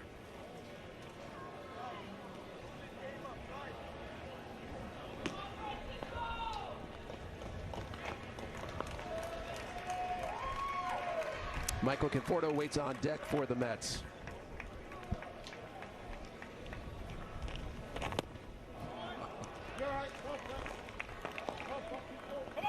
But Guillorme turned his back over there, and Molina threw down to third.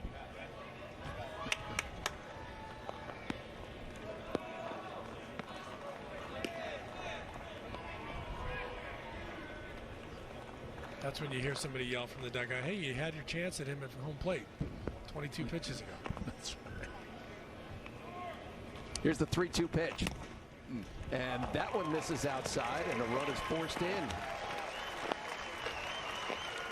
Luis Guillorme, who began this inning with that epic 22 pitch at bat, scores. And the lead is cut to 4-3, and Cardinals have seen enough here of Garrett Williams. Evan Krasczynski will be the new pitcher for the Cardinals, as the Mets are back within a run, still have the bases loaded.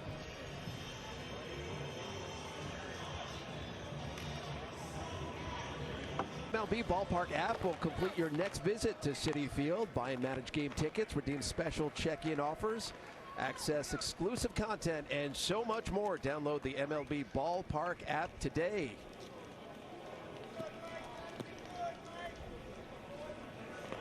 Evan Krasczynski is the new pitcher for the Cardinals, and he finds himself in a mess with the bases loaded and nobody out, and facing Michael Conforto.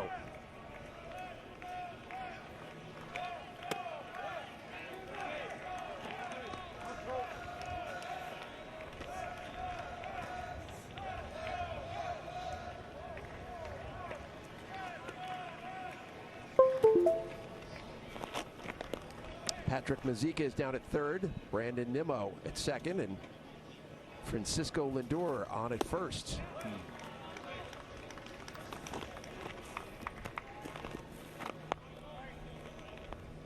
Big, tall left-hander with two good breaking balls to start Conforto.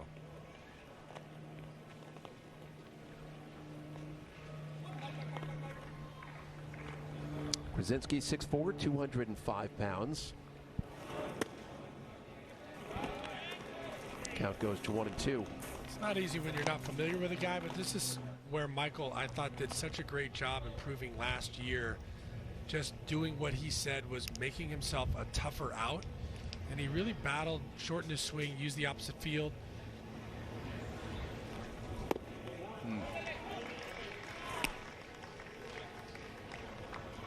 It's been a good day so far for Michael after what has been a little bit of a slog so far this spring. Came in hitting at $167, but he's singled in his first 2 at-bats. Has the chance to do some real damage here in the 5th inning.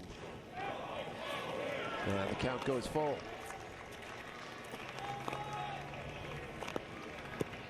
Put together a good at-bat, and you know, with a chance to do damage right here, I don't think he's going to get the fastball. He threw the 2 good sliders at the start. You're not going to just serve one up for him.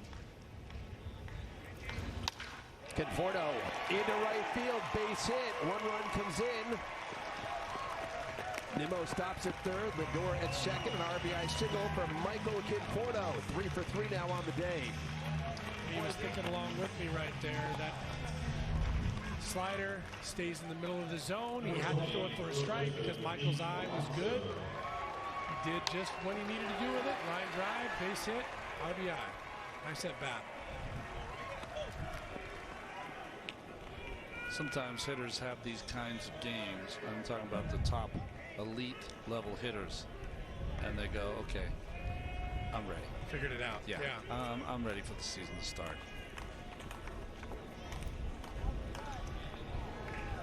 Pete Alonso gave one a ride in his last at bat deep into center field. Takes a called strike 1.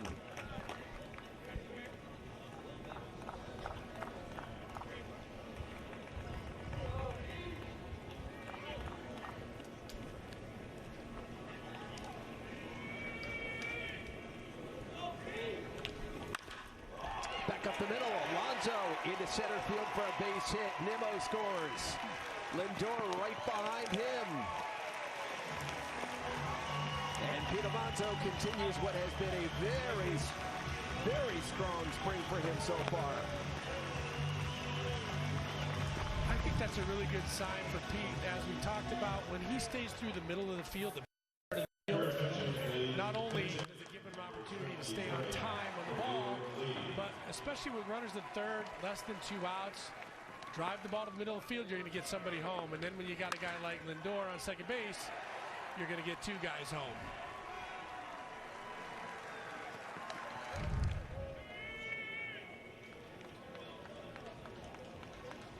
Still nobody out here, and the Mets have 4 runs in as they've taken the lead 6-4 on the Cardinals. You like to see that, right? Pete came up before Khalil Lee in the hit. Came up before hitting for that double play with runners on base and makes an adjustment and hits it hard up the middle. Mets have high hopes for this young man. Khalil Lee came over from the Kansas City Royals in that 3-team deal that saw Benintendi go to KC.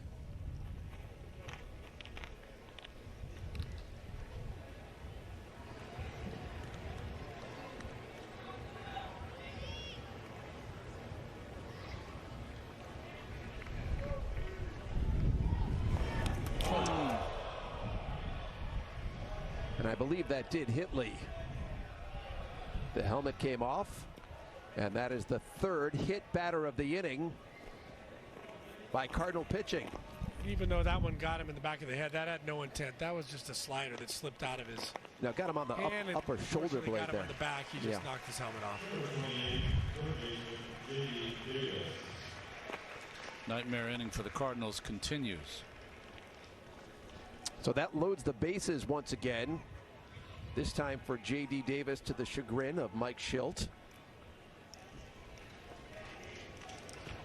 Now this is an opportunity to see J.D. at what is usually his best. Left-handed pitcher on the mound. He's a guy that knows how to drive the ball to the opposite field.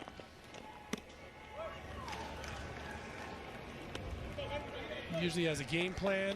He's patient. And with men on base, he does a good job of keeping it in the middle of the field, as we talked about. That's what he wants to do here to drive in a run.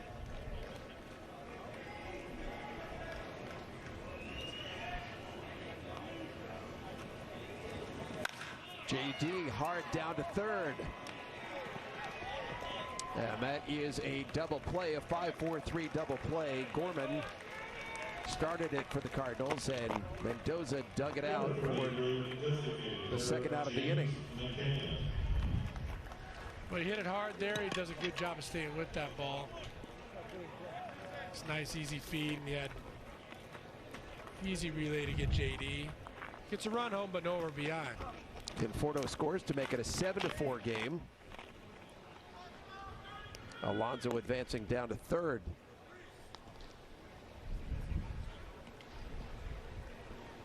So James McCann now with 2 outs. The 9th batter of the inning, with Luis Guillorme, who's probably worn out by now, on deck.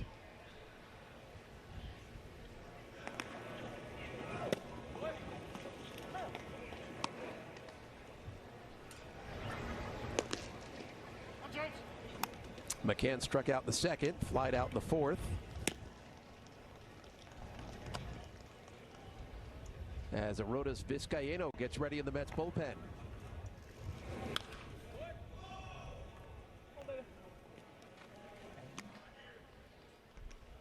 This inning began with a 22-pitch walk to Luis Guillorme. Then a hit by pitch, another hit by pitch, a walk, back-to-back singles, another hit by pitch, and then the 5-4-3 double play. Mets have 5 runs into the inning so far, and another down at third if they can get Pete Alonso in.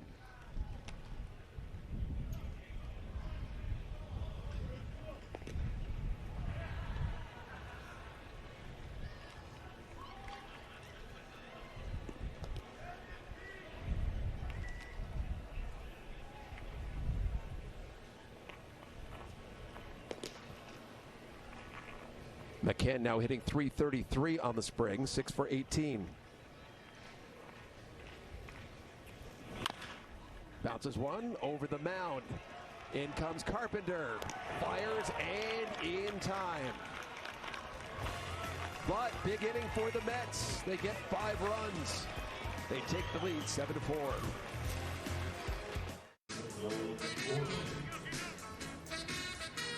Well, Pete Alonso enjoying what's going on here at Clover Park today. He really loved that 22-pitch at bat. The entire bench did. The entire dugout was fired up on the top step. Aroldis Vizcaino is the new pitcher for the Mets here in the top of the 6th inning. Well, the Mets fans got to see a lot of Vizcaino in a Atlanta Braves uniform. Over 200 games pitched for that team. Was their closer for 3 seasons in 2015, 16, and 17. Gorman pops it up. JD into foul ground, 1 down.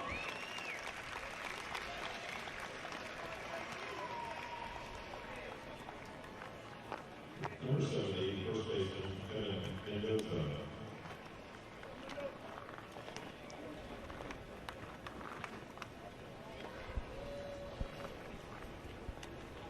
Aroldis Vizcaino now 30 years old. Had such great success, as you mentioned, Ronnie, in Atlanta.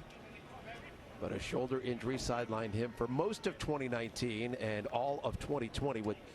Was dealing with a torn labrum.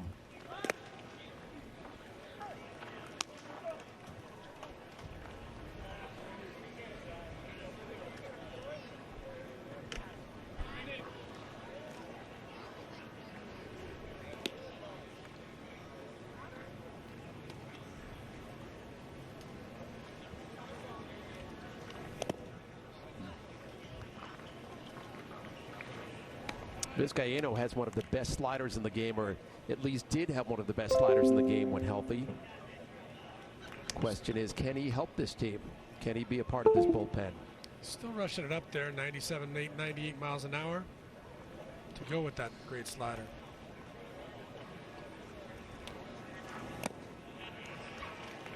Mendoza tries to hold up, but he can't. 2-1.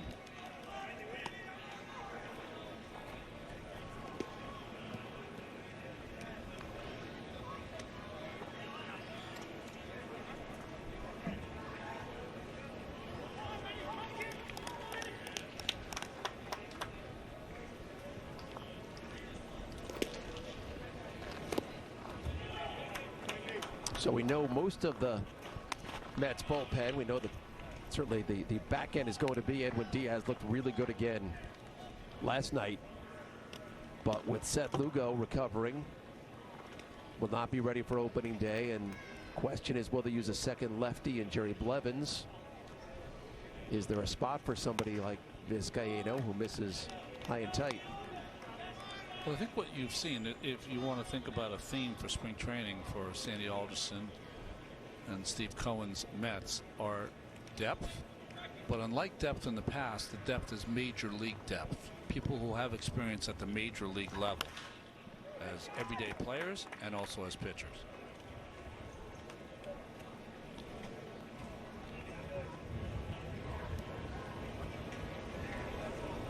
So I guess I didn't answer your question, Gary. Is there a spot for him?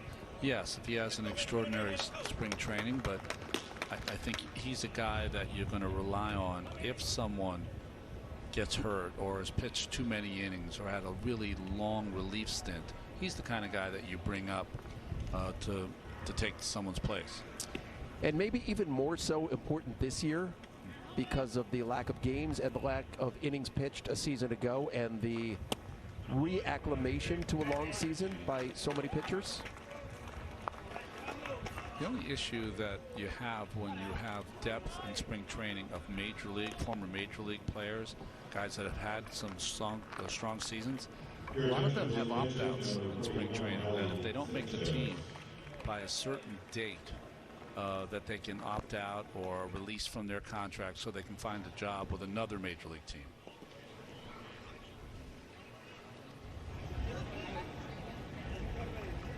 It's going to be interesting to see how Betances bounces back, and if he's one of those guys in the back of the bullpen, Vizcaíno could potentially be a guy that slides into that role if Dellin is still having some challenges like he did last season.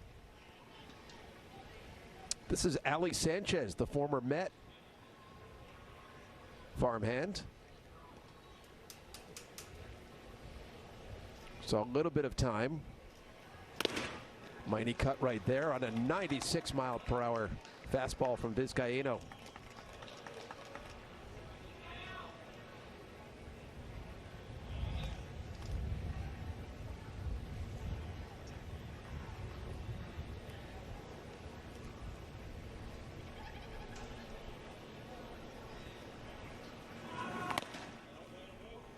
Up high, 1-2.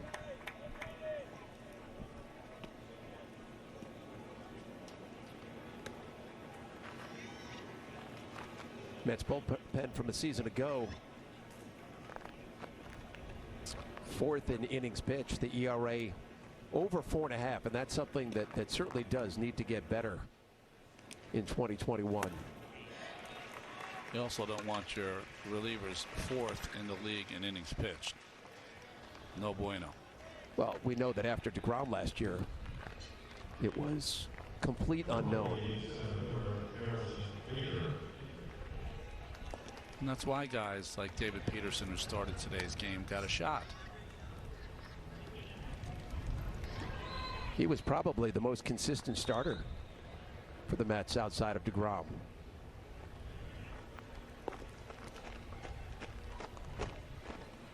Back to the top of the order now, Harrison Bader for the Cardinals. Stroman, I think, is a key for these guys this year. He's got to settle back into the guy that they expected to get and burn up more innings. Not worry so much about the strikeouts. Pitch to contact. Do what he does to get outs.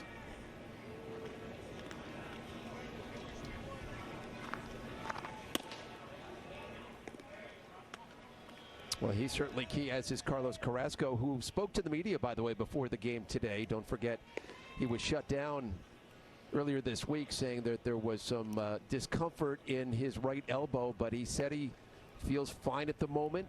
He threw today, played catch today from 75 feet. They'll extend that out to 90 to 120 feet tomorrow. They hope to have him throwing a bullpen on Tuesday.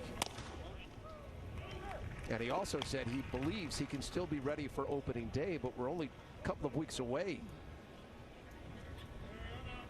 Well, you know, you do have the off day, so sometimes you can get some extra time for one of your pitchers in the rotation. Instead of pitching behind DeGrom, maybe he takes the 5th or 6th slot. Bader to the left side. Lindor gives ground, gets the out at second, and that does it. So thumb is more like the rudder, and why he lifts that index finger off the ball, he wants all the pressure on that middle finger. So he has such big hands. He has the ability with one finger, that middle finger on that seam, to rip down on that seam and have that slider bottom out. Very impressive. Tommy Parsons is the new pitcher for the Cardinals here in the bottom of the 6th. 5th pitcher of the day for the Cards. And a very different story here for Luis Guillorme. That took just one pitch. That's baseball. I would have predicted that if I had an opportunity. I was thinking one pitch, but I was going to guess base hit. But, you know, that's baseball.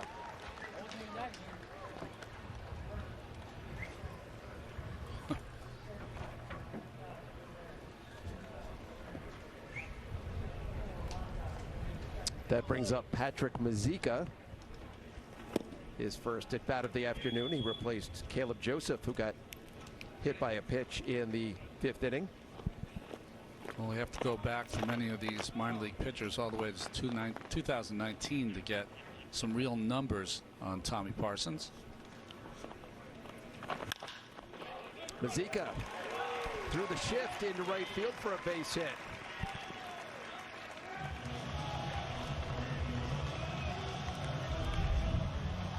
Pulls his hands in right here. You see it staying on top of the baseball. Short inside, like I said, he pulls those hands in to keep it on the barrel instead of getting jammed. Gets it through the infield. Curveball, changeup. Brandon Nimmo got hit by a pitch in that 5th inning. Scored the go-ahead run for the Mets to make it a 5-4 game.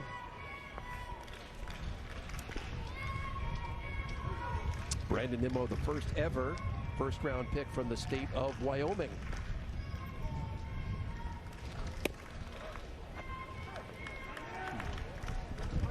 That's amazing. I remember him when he first got drafted, and he is now about to turn 28 years old as we see Corey Oswalt. I always think the biggest thing about Nimmo was drafted in the 1st round and never had a high school team. Right. That was always the most amazing part. So they don't play high school ball in Wyoming, right? Well, I think he played on some American Legion teams. Right. You know, out there, because of the population, they have some different rules. I think they have, what, some 7 or 8 man football leagues.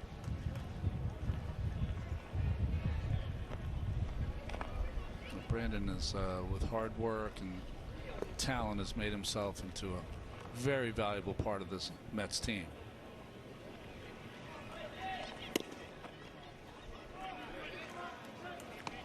You mentioned earlier, Ronnie, you were surprised that the Brewers signed Jackie Bradley Jr. He was somebody who was in the discussion, at least. They kicked the tires, the Mets did, on Jackie Bradley. Well, it didn't make any sense at one point for the Mets, the same way it didn't make sense for the Brewers, and that is, without the DH, hard to fit Jackie Bradley Jr. out there in your outfield. Dom Smith's got to play.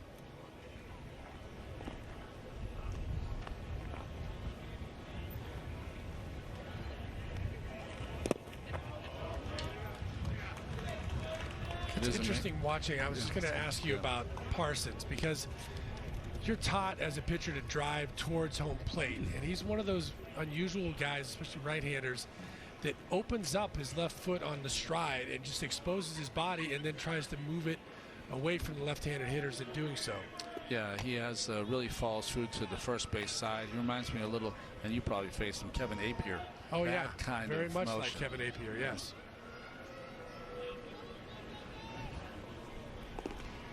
Kevin Appier wore number 17 as Nimmo works out a walk. So he's on base for the 3rd time today.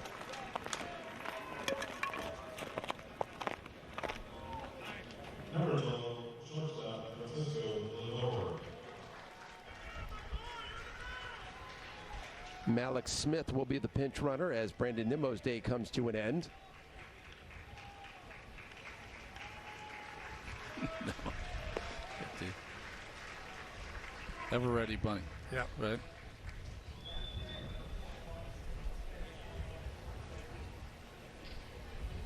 Francisco Lindor. And have a smile off this year with Lindor and Nimmo both at the top of the lineup. Well, we know Brandon, the happiest man in baseball, but you're right. Always a smile on the face of Francisco Lindor. And we were talking about this on Friday, the fact that Luis Rojas has not committed to what his lineup is going to look like this year. But he has intimated that it is going to be Nimmo and Lindor 1-2 in the lineup.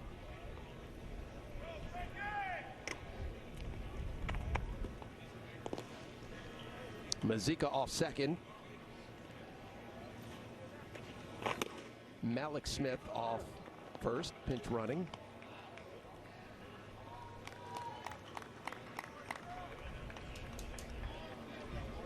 That's what Francisco Lindor did in his career in Cleveland. Just extraordinary numbers, and lends itself to what he said, that he feels that he's the best shortstop in baseball.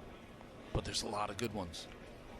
And a lot of good ones who will be free agents after this season, which makes the Lindor contract negotiations this spring all that more interesting.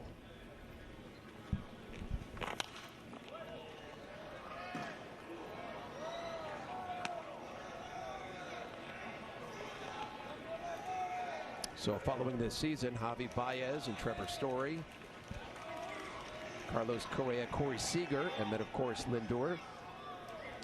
So a lot of good ones out there on the market. How important do you think it is that the Mets get a deal done with Lindor, or do you think it is important this spring for the Mets? Well, I think it's trade doesn't make any sense if you don't sign him to an extension. Now, that being said, if they're so far apart, that graphic shows that there's a lot of players out there to get. Lindor reaches out, lines one, double play. Jose Rondon, who moved from second.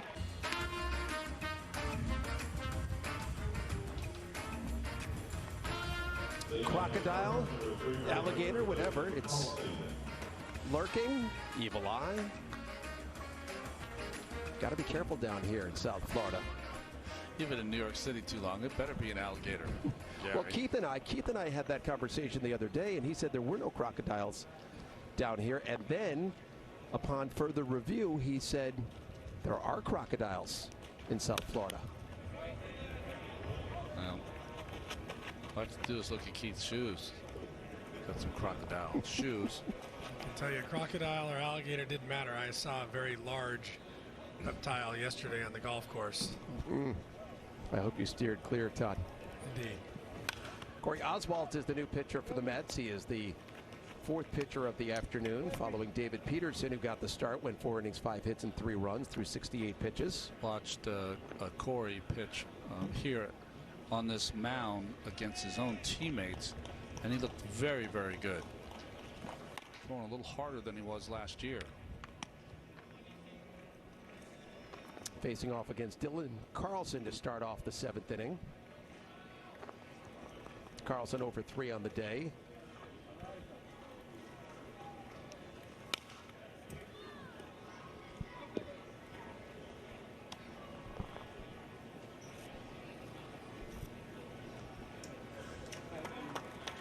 Seven runs, 8 hits, no errors for the Mets. 4 runs, 7 hits, no errors for the Cardinals.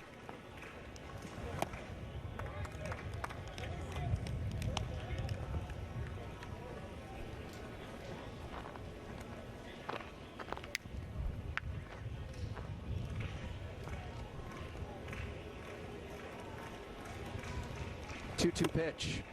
Swing and a miss, a strikeout for Corey Oswalt to get his afternoon going. Your point right there, Ronnie. That one he jumped up to 94 after 91, 90 in his first couple of fastballs that at bat, and you can see it that surprised him. That brings in Dennis Ortega. who's taken over behind the plate.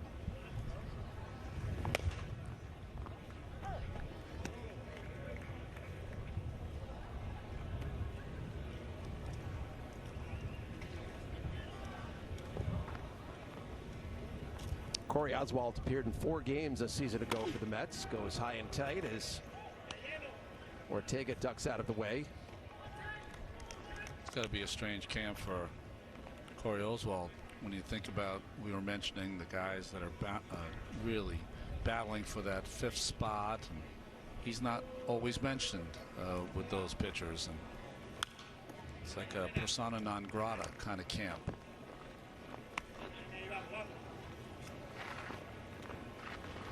Boy, that is a real Mets fan right there. We've seen him here a lot. Big fan. When you commit to the orange hair, that's a major commitment. I think it might come off with his visor. Oh, is that part of the? Is that part of the visor? I think he just hangs it all up on a little styrofoam ball at the end of the day.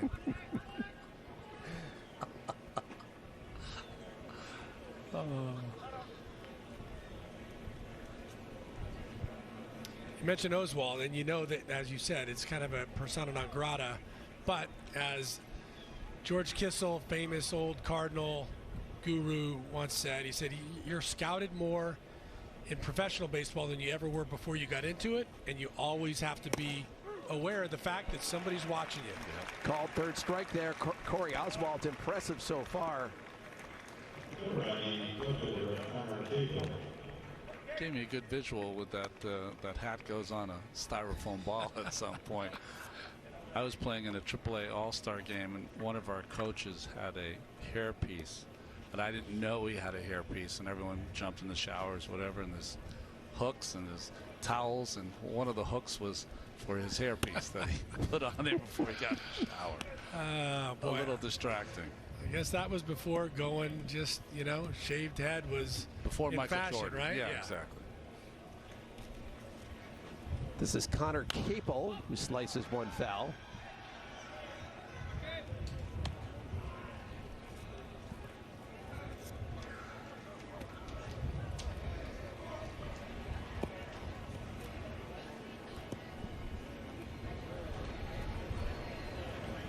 I like the little flower on the hat.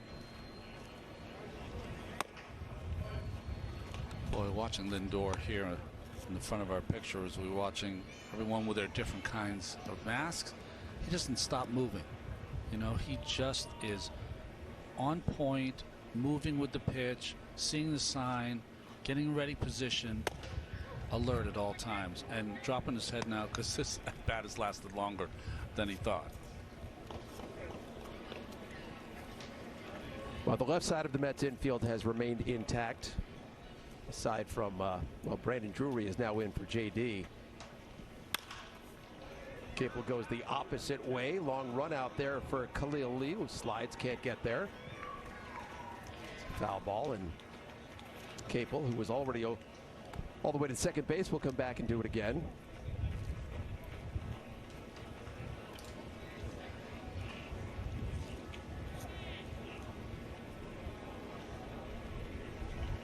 So Lindor at shortstop still in there, but now it's Brandon Drury at third, Jose Peraza at second, and Bruce Maxwell at first base for the Mets. Janeshway Fargas has come in out in right field, and Malik Smith is in center with Khalil Lee in left. Here's the 2-2 pitch. Capel sends one the same way, this one way out of play.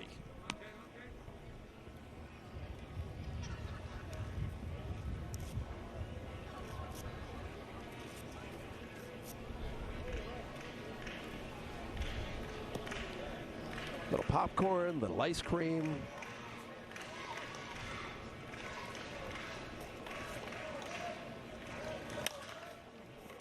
Capel shoots another one out to left, and there is Khalil Lee to make the catch.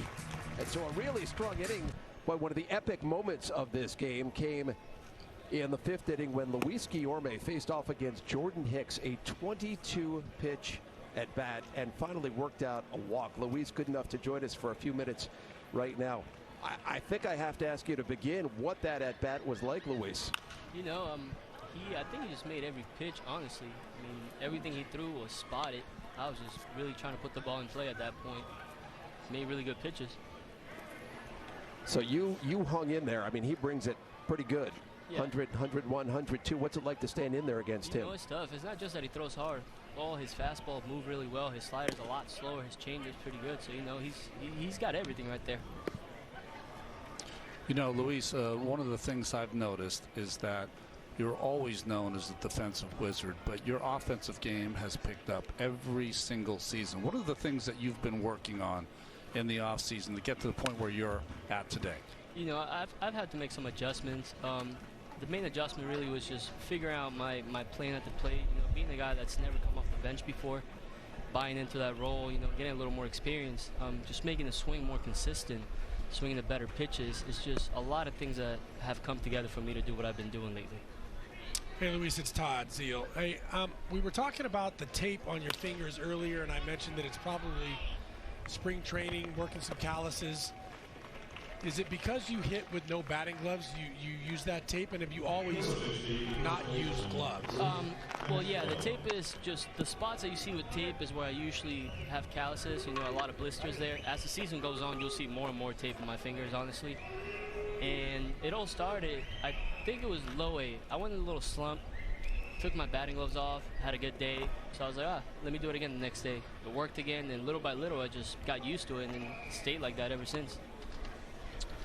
Janeshri Fargas flies out to center field for the first out. I'm interested to know how you approach camp this year. You had success last year. You've grown as a player. You know, I've read where you've come into camp in better shape. How tough is the utility role, as that one by Maxwell is hit out center field for a single? How tough is it when you know you're not going to play every day to get yourself ready and prepared? You know, like I said before, I had to make adjustments. You know, the way I work before games, it's changed. You know, I do a lot more than I used to do before just to stay ready, especially on the defensive side. You know, I got to work 3 positions now, where before I only had to worry about either short or second. That's really what it is. I have a plan in mind, and I go out there and I do it every day. I have a little routine, and it's been working so far. Hey, Luis, that reminds me, because I saw you playing third a couple of days ago. You made a great start on a 5-4-3 double play. You're saying that you're less experienced at third base.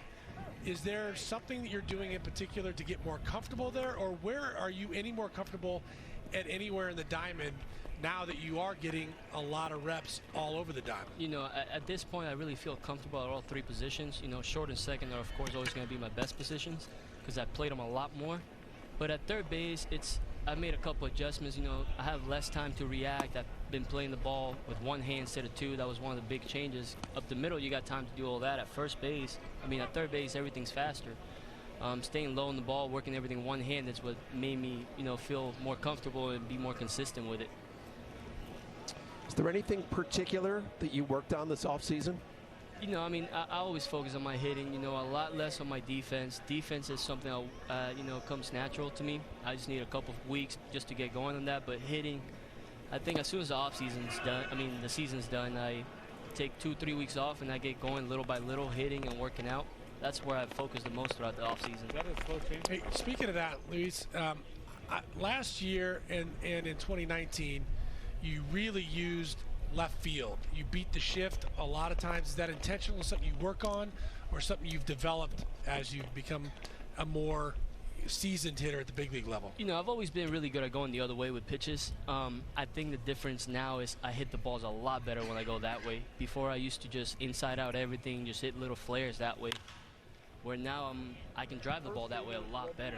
And with the shifts, you know, it depends on who's pitching, maybe the situation, the counts, just a lot of it goes into it. So during that at-bat, that 22-pitch at-bat, I've called it epic about 10 times so far today, which it really was. But we saw the enthusiasm from the dugout and the guys on the top step, and Dominic and Pete and everybody getting into it. It seems like this is a really close, tight-knit unit. Take us into the psyche of that, and how close this team is and what the camaraderie is like.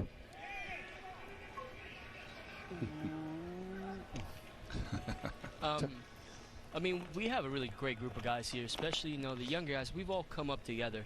Makes it a little easier. And the new guys we brought in, they're great people. So we have great chemistry on this team. We're always having fun. We're always high energy. So I don't think it's going to change whether, maybe we go in a little bad slump. We have a rough game. It doesn't matter. I think that energy is always going to be up there with us. Luis, we thank you for spending a few minutes with us.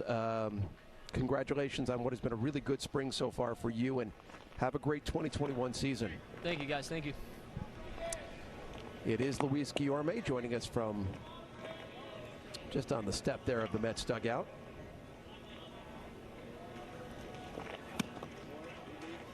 This is Brandon Drury with 2 outs and 1 on. Now, Guillorme is going to get a lot of playing time this summer. He's just developed into a guy that is going to take a good at-bat. I mean, seriously, the best at-bat I've seen in quite some time today, but also help you defensively. So he's going to be in tons of games and tons of games late.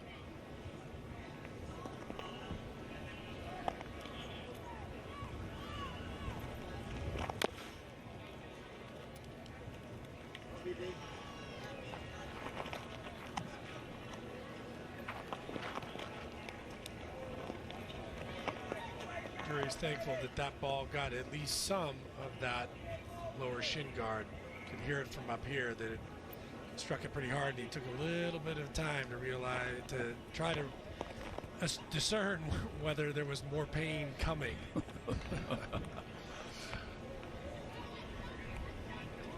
Tommy Parsons still on the hill for the Cardinals.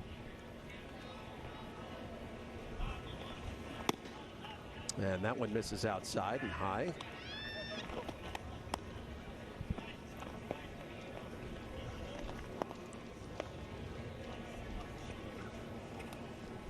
Parsons, 25 years old, from Columbus, Ohio. Played his college baseball at Division III Adrian College in Michigan, where he was dominant. 288 strikeouts and 36 walks in his time there.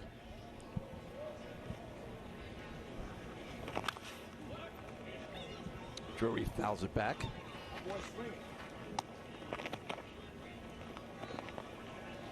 Come on, BD.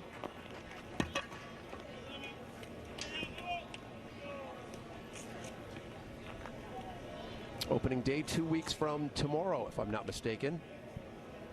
April 1st, the Mets will open against the Washington Nationals on the road.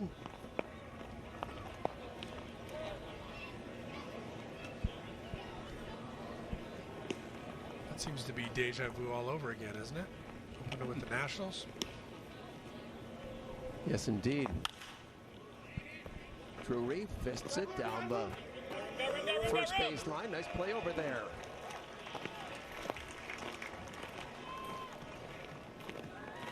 So we go to the 8th inning here in Port St. Lucie with the Mets. That's the Pix 11 morning news from 4:30 to 11 right here on New York's very own Pix 11. Delvin Perez leads it off for the Cardinals here in the top half of the 8th inning. Facing Corey Oswald, who's back out there for another inning of work. He was very impressive in the 7th, couple of strikeouts.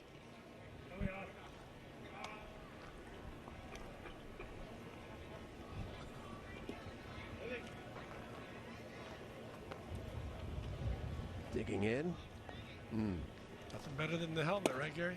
Well, again, the ice cream does taste better out of the helmet. Plus, you have something to bring home, right? Once you rinse it out. Yes.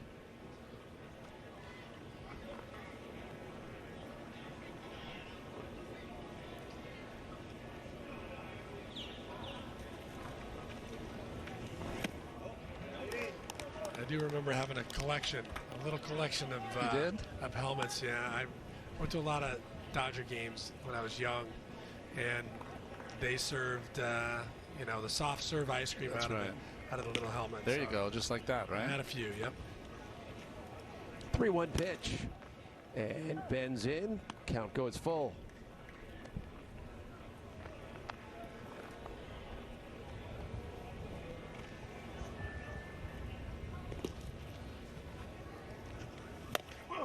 Swing and a miss. Third strikeout for Corey Oswalt. Oh, nice. Number 64, second baseman Jose Rondon. Those the Italian Ices. Italian Ices, yes. It's a little bit like the ball Mendoza caught there at the end of the inning. I call it a snow cone. That was an Italian ice. Every spring training ballpark tries to replicate some of the local fare, right, that you would have in Corona with the Italian Ices. Fouled straight back in just below our booth here. I was ready, Gary. I'm not a blue Italian ice guy. I'm more a traditional lemon. I don't know about you guys. Well, the blue, your whole mouth is blue when you have the blue. The lemon is more neutral. But you got to have blue and orange. We're here at the home of the Mets. They got some blue and orange. There you go. So the blue is sort of an Arctic blueberry, maybe. The orange would be typical orange.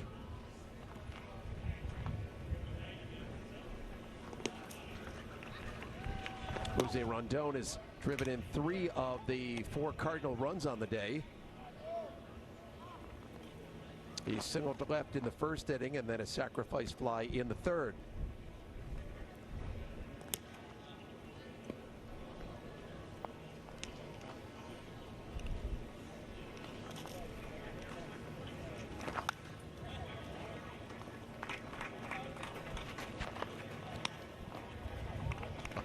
Well, there's today's giveaway.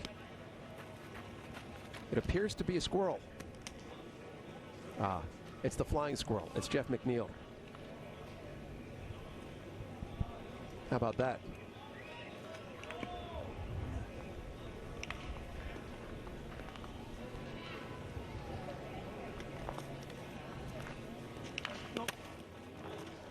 And by the way, I never thought that Jeff McNeil particularly loved that nickname, the Flying Squirrel. I think he's bought into it, though, right? Yeah. I think so. When he first came up, I don't think he was thrilled with it. Well, I mean, of all the creatures, squirrel's not in the top 10. I think it started out as just squirrel, and then with the good diving plays and him all over the field, made him the flying squirrel. And I think, you know what, hey, I can buy into the flying squirrel. Squirrel is just maybe a little bit more about appearance. Once they added that adjective, he was in. I think he was okay.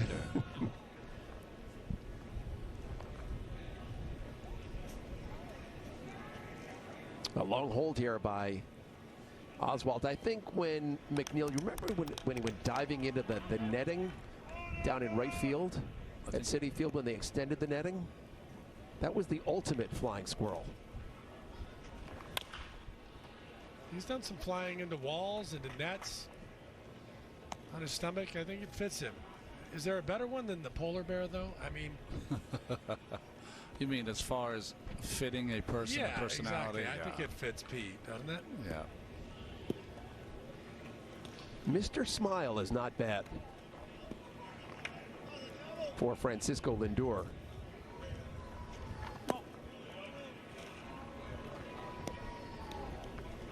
How about the fact that Pete decided to cut out his social media, saying he wanted to live in the moment this year, not get caught up in the entire social media world.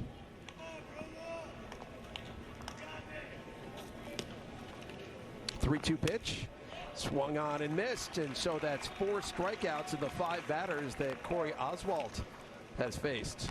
Corey Oswalt pitching a little angry out there, isn't he? Great job. He's gotten back into counts with that little slider. That one was a little one too, more like a cutter. A little cutter. Yeah. Which, to your point, he had 3-1. The hitter before on Perez, and threw that little cutter that was just enough to get a take strike and then put him away. Nolan Gorman backs out of the way. He's 0-for-3 on the day. You know, Gary, when Pete announced that he's going to get off social media, it reminded me, I was walking to his coffee shop, and on a chalkboard outside it said, "What will you miss today while you're on your phone?" And I think that's where Pete's at, right? Yep. I think we all spend too much time looking down instead of looking around. Well, I know I'm guilty at times. Well, I think that's one thing, if you're going to look at what COVID has done as far as bringing some people closer together, because you're confined, you're in confined quarters more often, and at least in my eyes, I've seen more personal interaction over the course of this time than maybe was the case before. You see, this I never understand. You're at a baseball game and you're not watching the game. Well, they could be watching the game. Looked like they were texting. Oh, okay. Streaming it. Could be streaming. Yeah, they were wanting to listen to the expert analysis that you were bringing. So, although there you go. He might, nowadays I think you can find ways to wager on every pitch if you really want to. So in certain states, yes. 3-1 slider. Go. Popped up down the third base line into foul ground. And that one is back in the seats. It was a few years ago, but both my sons who are older, my two older sons, just bought their first one apartment and one house. So I said to both of them, I said, well, as a housewarming present, I want to get you guys a big screen. They're like, what? I'm like, a big screen TV. Like, we don't watch TV on a big screen TV. What's wrong with you? I'm like, really? It's just a wall decoration. That's when it changed. Swing and a miss. Wow. And Corey Oswald strikes out the side. 5 of the 6 batters he faced, he strikes out. Bring home of the New York Mets. Well, that's the berm out there in right field. You can see the squares socially distancing the fans who come here, as crowds are being limited, as that one is popped in to shallow left field. Going back to get it is the second baseman, Perez. And that's the first out as Hager pops out.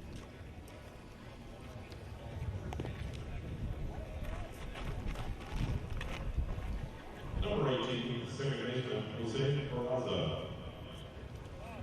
Jose Peraza steps in for the first time this afternoon. Hager, is that a cutter or slider?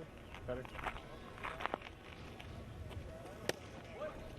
But you hear the mic pick that up?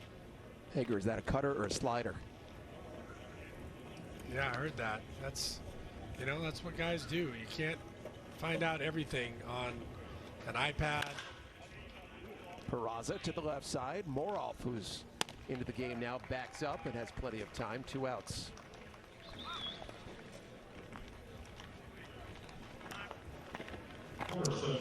So our next game here on Pix 11 is coming up next Saturday, as the Mets are going to take on the Houston Astros. Game time 1 o'clock.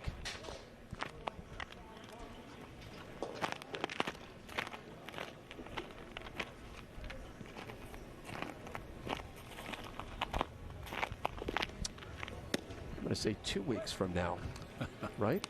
Well, Yeah, the days run together. It better be, or I'm in trouble. Yep. Patrick Mazeika facing off against Jake Woodford, who's the new pitcher for the Cardinals. Who was a supplemental first-round pick of the Cards back in 2015 from Tampa, Florida, Plant High School.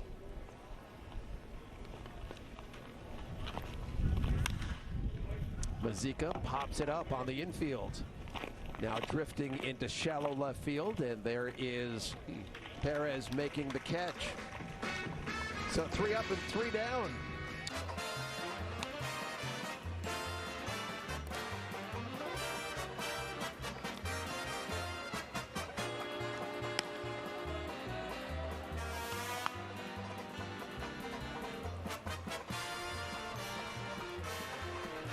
Spring training baseball down here in Port St. Lucie. Opening day just a couple of weeks away. Fans down here excited about the New York Mets, as Mets fans all across the land are. Certainly high hopes for this team heading into the 2021 season. A lot of new faces. You know, Gary, a new thing we're going to do this year in the 9th inning, while all the action is taking place, we're going to play the song the entire time. I love it. There's no better song in baseball than this song right here. Yennsy Diaz is the new pitcher for the Mets here in the ninth inning. Last chance for the Cardinals. And let's start it over. Here we go. A 1, a 2. Meet the Mets. Tweet the Mets. Come on down. I mean, you could listen to this all day. I could. I feel like we do. Many people who are listening to this broadcast said, why didn't they do this the entire time? Take the announcers off. This has been perfect. They're dancing. They can hear it. Evan Mendoza, the first batter for the Cardinals here in the ninth inning.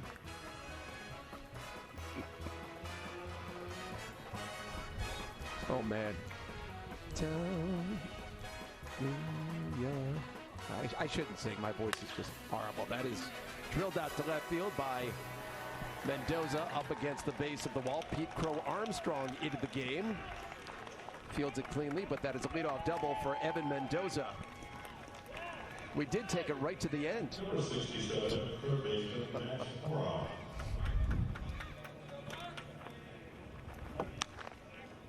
Just dropped the head on that one. That was, you let the fastball do the work for him. Just drop the head.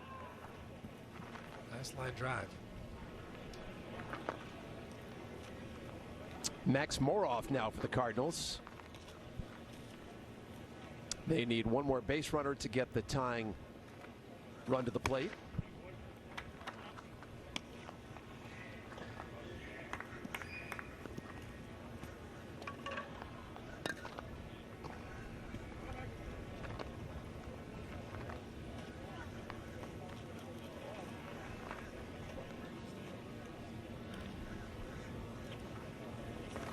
So do we all agree that the at-bat by Guillorme was the highlight of the game? Oh, my gosh.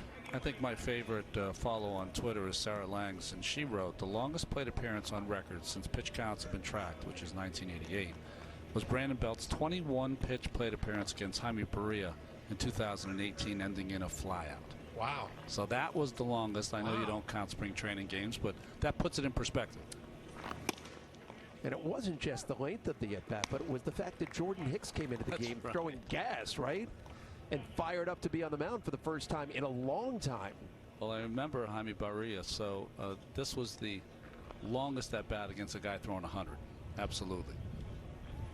Yeah, and it was interesting to hear Guillorme say he had his good stuff. The fastball was moving, the slider was sharp, and I was just doing everything I could to fight it off, and he did. That was what was impressive to me about that as a hitter, is that he was able to get to the 100-mile-an-hour fastball in and get it fouled down the right field line, and then just spoil the tough pitches away down the left field line. That's not easy to do. Here's a 3-1 pitch now. And that misses outside, and the Cardinals will get the tying run to the plate here in the ninth inning with nobody out. Number 87, center fielder, Scott Hurst. As a manager, you want to see about anything else but that right there, right? When you're in the ninth, you don't want to bring that tying run to home plate unless they earn it. Make them earn it. Well, Yennsy Diaz had a cup of coffee with the Blue Jays, pitched in one game back in 2019, and openly admitted, because he had a tough time, just 2/3 of an inning, and he walked 4 in that game, and openly admitted afterward he was extremely nervous, and nerves are something that he has tried to deal with and is continuing to learn to try and deal with.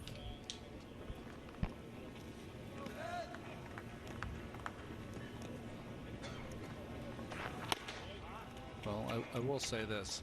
Everyone is nervous.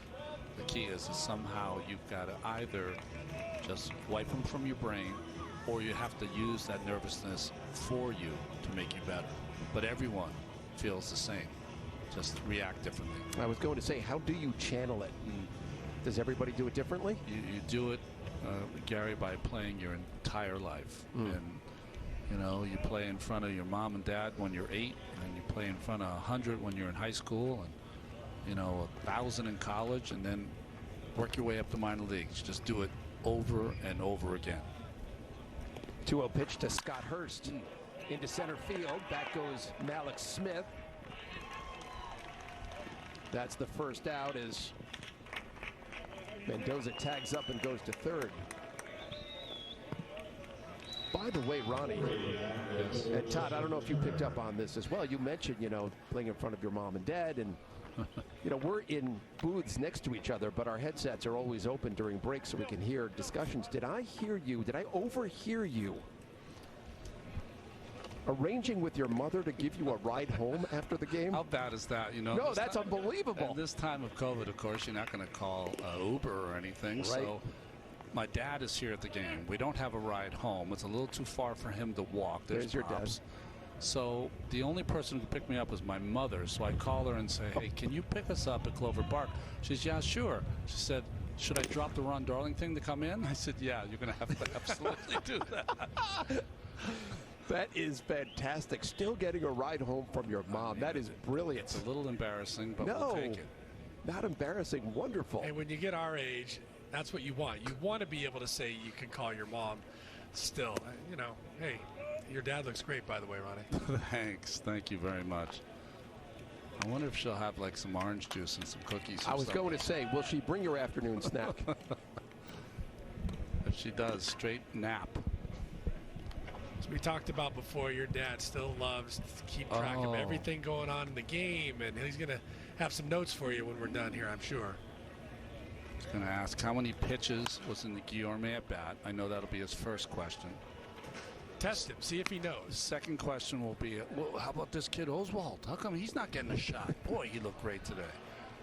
He was a high school baseball coach for, 30, 35 years. Tough as nails for anyone that played for him, but to this day, anyone who remembers Coach D, love him.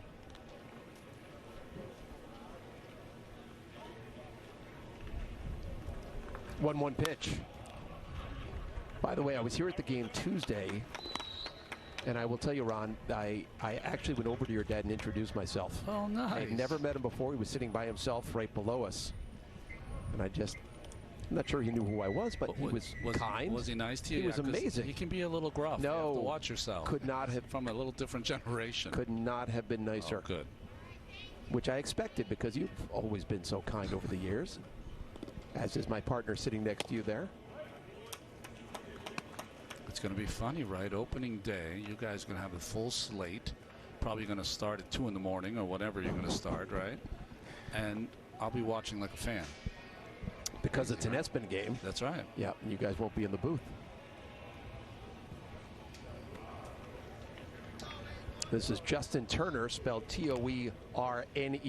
No relation to the Dodgers. Turner into center field. Malik Smith has it lined up.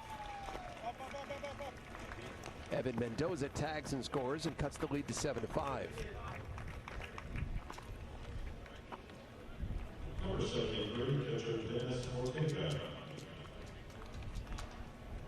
And so the Cardinals are down to their final out. Dennis Ortega steps in. By the way, you mentioned maybe being up at 2 o'clock in the morning to watch, right? So with you guys not traveling, at least to begin the season for road games, those West Coast games where we're in the studio till 2:30 in the morning, 3 o'clock sometimes, you guys will be in the booth that late. That's right. Right? That'll be an adjustment. I remember I did the studio with Gary Apple. And oh, my gosh. In San Francisco. Oh, maybe Ronnie. 16 or 18 innings. And we were worried about the traffic when we get out of the studio, the morning rush hour. 4:15, Ron. We left the studio that night. Why is it always San Francisco? Because I think, Gary, you and I did a series maybe in 2019 where 2 of the 3 games went at least 15 innings. Yes. And we got out of there one night or one morning at about 4 a.m. So I think it's the wind, the cold. 1-1 pitch to Ortega. Taken high. I'll never forget that night, Ron. I was joking, but I looked at you after we got done, and again, it was 4:15 in the morning, and I looked, I said, breakfast? You go, no, going home. Well, that's the first time, because, Gary is just so well kept. Yes. I mean, everything in place. But that night, he was getting a little Larry Fine thing on the top of him. By the way, we had the conversation earlier in the day about the rule changes. One of the things that may prohibit us from having those 4 a.m. Nights is the rule with the runner on second base for extra innings, which I think is a very interesting, very good rule. And 90% of the time, the game's over within 10 innings. That's a really good point, Todd. So the Cardinals are now down to their final strike.